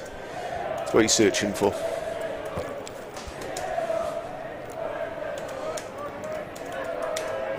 In he comes, the last ball of the over, and bowls, and this is pulled out. This could be, no, it stops just short of mid-wicket. That's the end of the over. 3 overs to go. Glamorgan 105 for 8. Nick is busily typing out his match report, but he thinks that Somerset are going to win, don't you? Somerset thrashed Glamorgan to reach last 8. You heard it here. You can read it on the BBC Sport website probably in 20 minutes or so. 105 for 8. 3 overs left. 182 is nominally the target.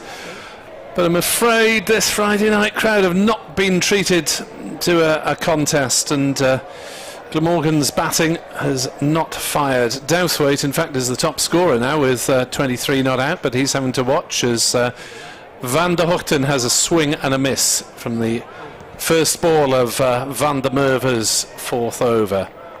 1 for 18 he has. off 3.1. Van der Merwe into Van der Hoogten, who comes down the wicket, hits it a very long way in the air, and Green is underneath it and takes the catch, and Glamorgan are 9 down for 105, with Green holding his nerve at long on as the ball disappeared up into the floodlights, but he sighted it all right, and it's 105 for 9. Yeah, a little bit there from the bowler there, and Douthwaite, and slicing the ball high. And a comfortable catch for Green there at long on. 105 for 9. Just a small task of 28 and over at the moment. Rory Smith to come in. I don't think he's batted a lot at number 11 because he is a capable batsman. Yeah, strange. I mean, you could, I suppose, toss the dice for 9-10 Jack, but certainly Glamorgan didn't have the cards to play early up the further up the order. 105 for 9. Douthwaite 23, and Smith yet to get off the mark. Has just come to the wicket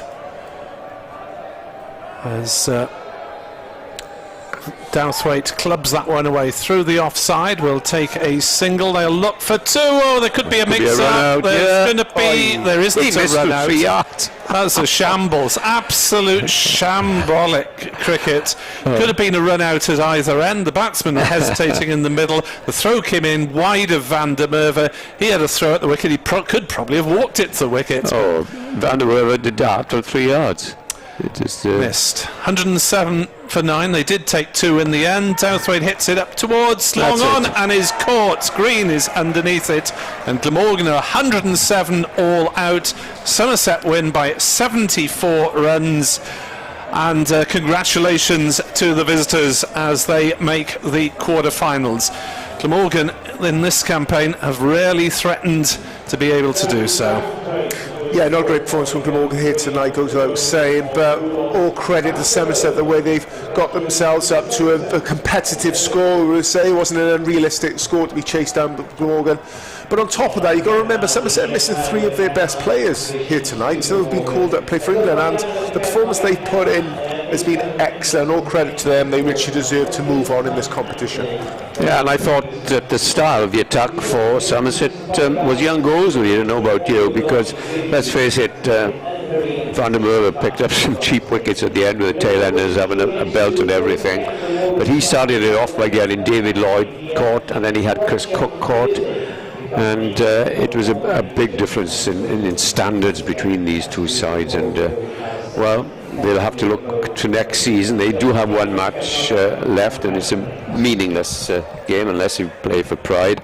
They'll have to look to next season, Mike Glamorgan, because they haven't performed at all in one-day cricket, and it must be a worry for the club. Yeah, it must be a worry for the club, because I think this team's been put together to compete in this competition. You know, you'd like to see a progression year on year, and it doesn't look like we've had a progression this year in this comp. I'm sure it's not through lack of effort. But just going back to this game here, their spinners tonight, between them, have picked up 8 wickets. Yes. They've bowled very, very well. Goldsworthy picked up 3 for his 14. Van der Merwe picked up 3 for his 20 from his 3.4 overs. And then don't forget Leach, not a regular player in this form of the game, picked up 2 vital wickets and 32 runs from his 4 overs. So I think for me that was the difference tonight. So Glamorgan go down for their last game in the competition. They go down to Southampton on Sunday. We'll be there, Nick and myself, and let's hope we see a more competitive game than this, otherwise it'll be long journey for nothing. Yes, quite. 2:30. Look forward to working with an Iron Donald. Yes. I'm not sure if we can we say young? He's probably not young anymore for Mike Powell. How old's he? Can't remember. Come on now. If you can have a go, do your stats. Everyone's young for myself, that's the trouble, Mike. If he's younger than 20, no. Well, he's not younger than 20, is he? No, he's 24. Oh, well, there we are then. I'm sure he's an infant in your eyes. I'd love to be 24, Mike. So would you. Wouldn't we all?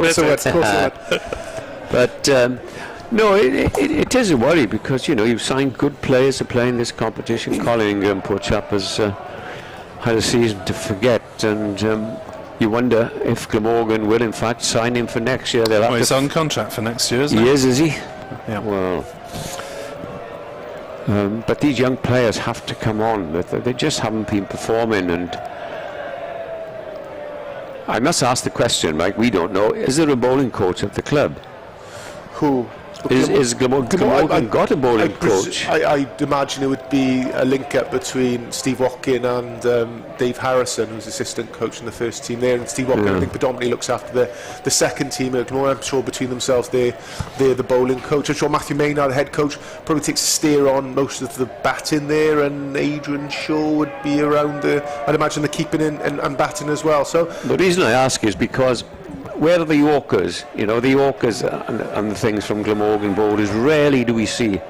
You know, the man, the pick of the bowlers by a long way tonight was the youngest of them all, Roman Walker. Yeah. Did the basics well, back of a length. You know, Dyforth coming on, 4 huge wides to start off with, and he's been practicing before the game. I may sound very critical, but let's face it, these are professional cricketers. They pay for a living, they should do the job. Yeah, I'm sure they're not proud of their performance they showed tonight. I think before the game, I think the coach and captain, I think they said they'd like to put on a show for the supporters that come here tonight, and this probably isn't the performance they were wishing for, but you know, the glimmer of hope, I could say, that Rory Smith bowled well, Walker Bolwell and Van der Gooten, and between the three of them there, they sort of put the handbrake on a little bit in the middle section of Somerset's batting innings. But yeah, there's very few highlights to pick from this performance tonight, unfortunately.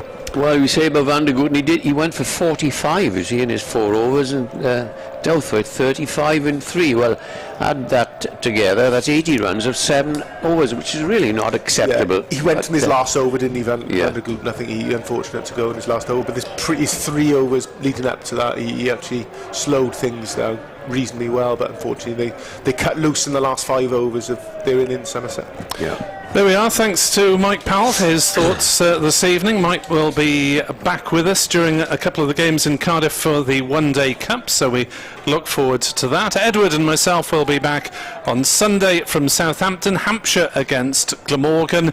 BBC Sports, the BBC Radio Wales commentary online from 2:30. We won't be on the Hampshire Club stream, so please tune in to us online, even if you want to follow the pictures elsewhere as well.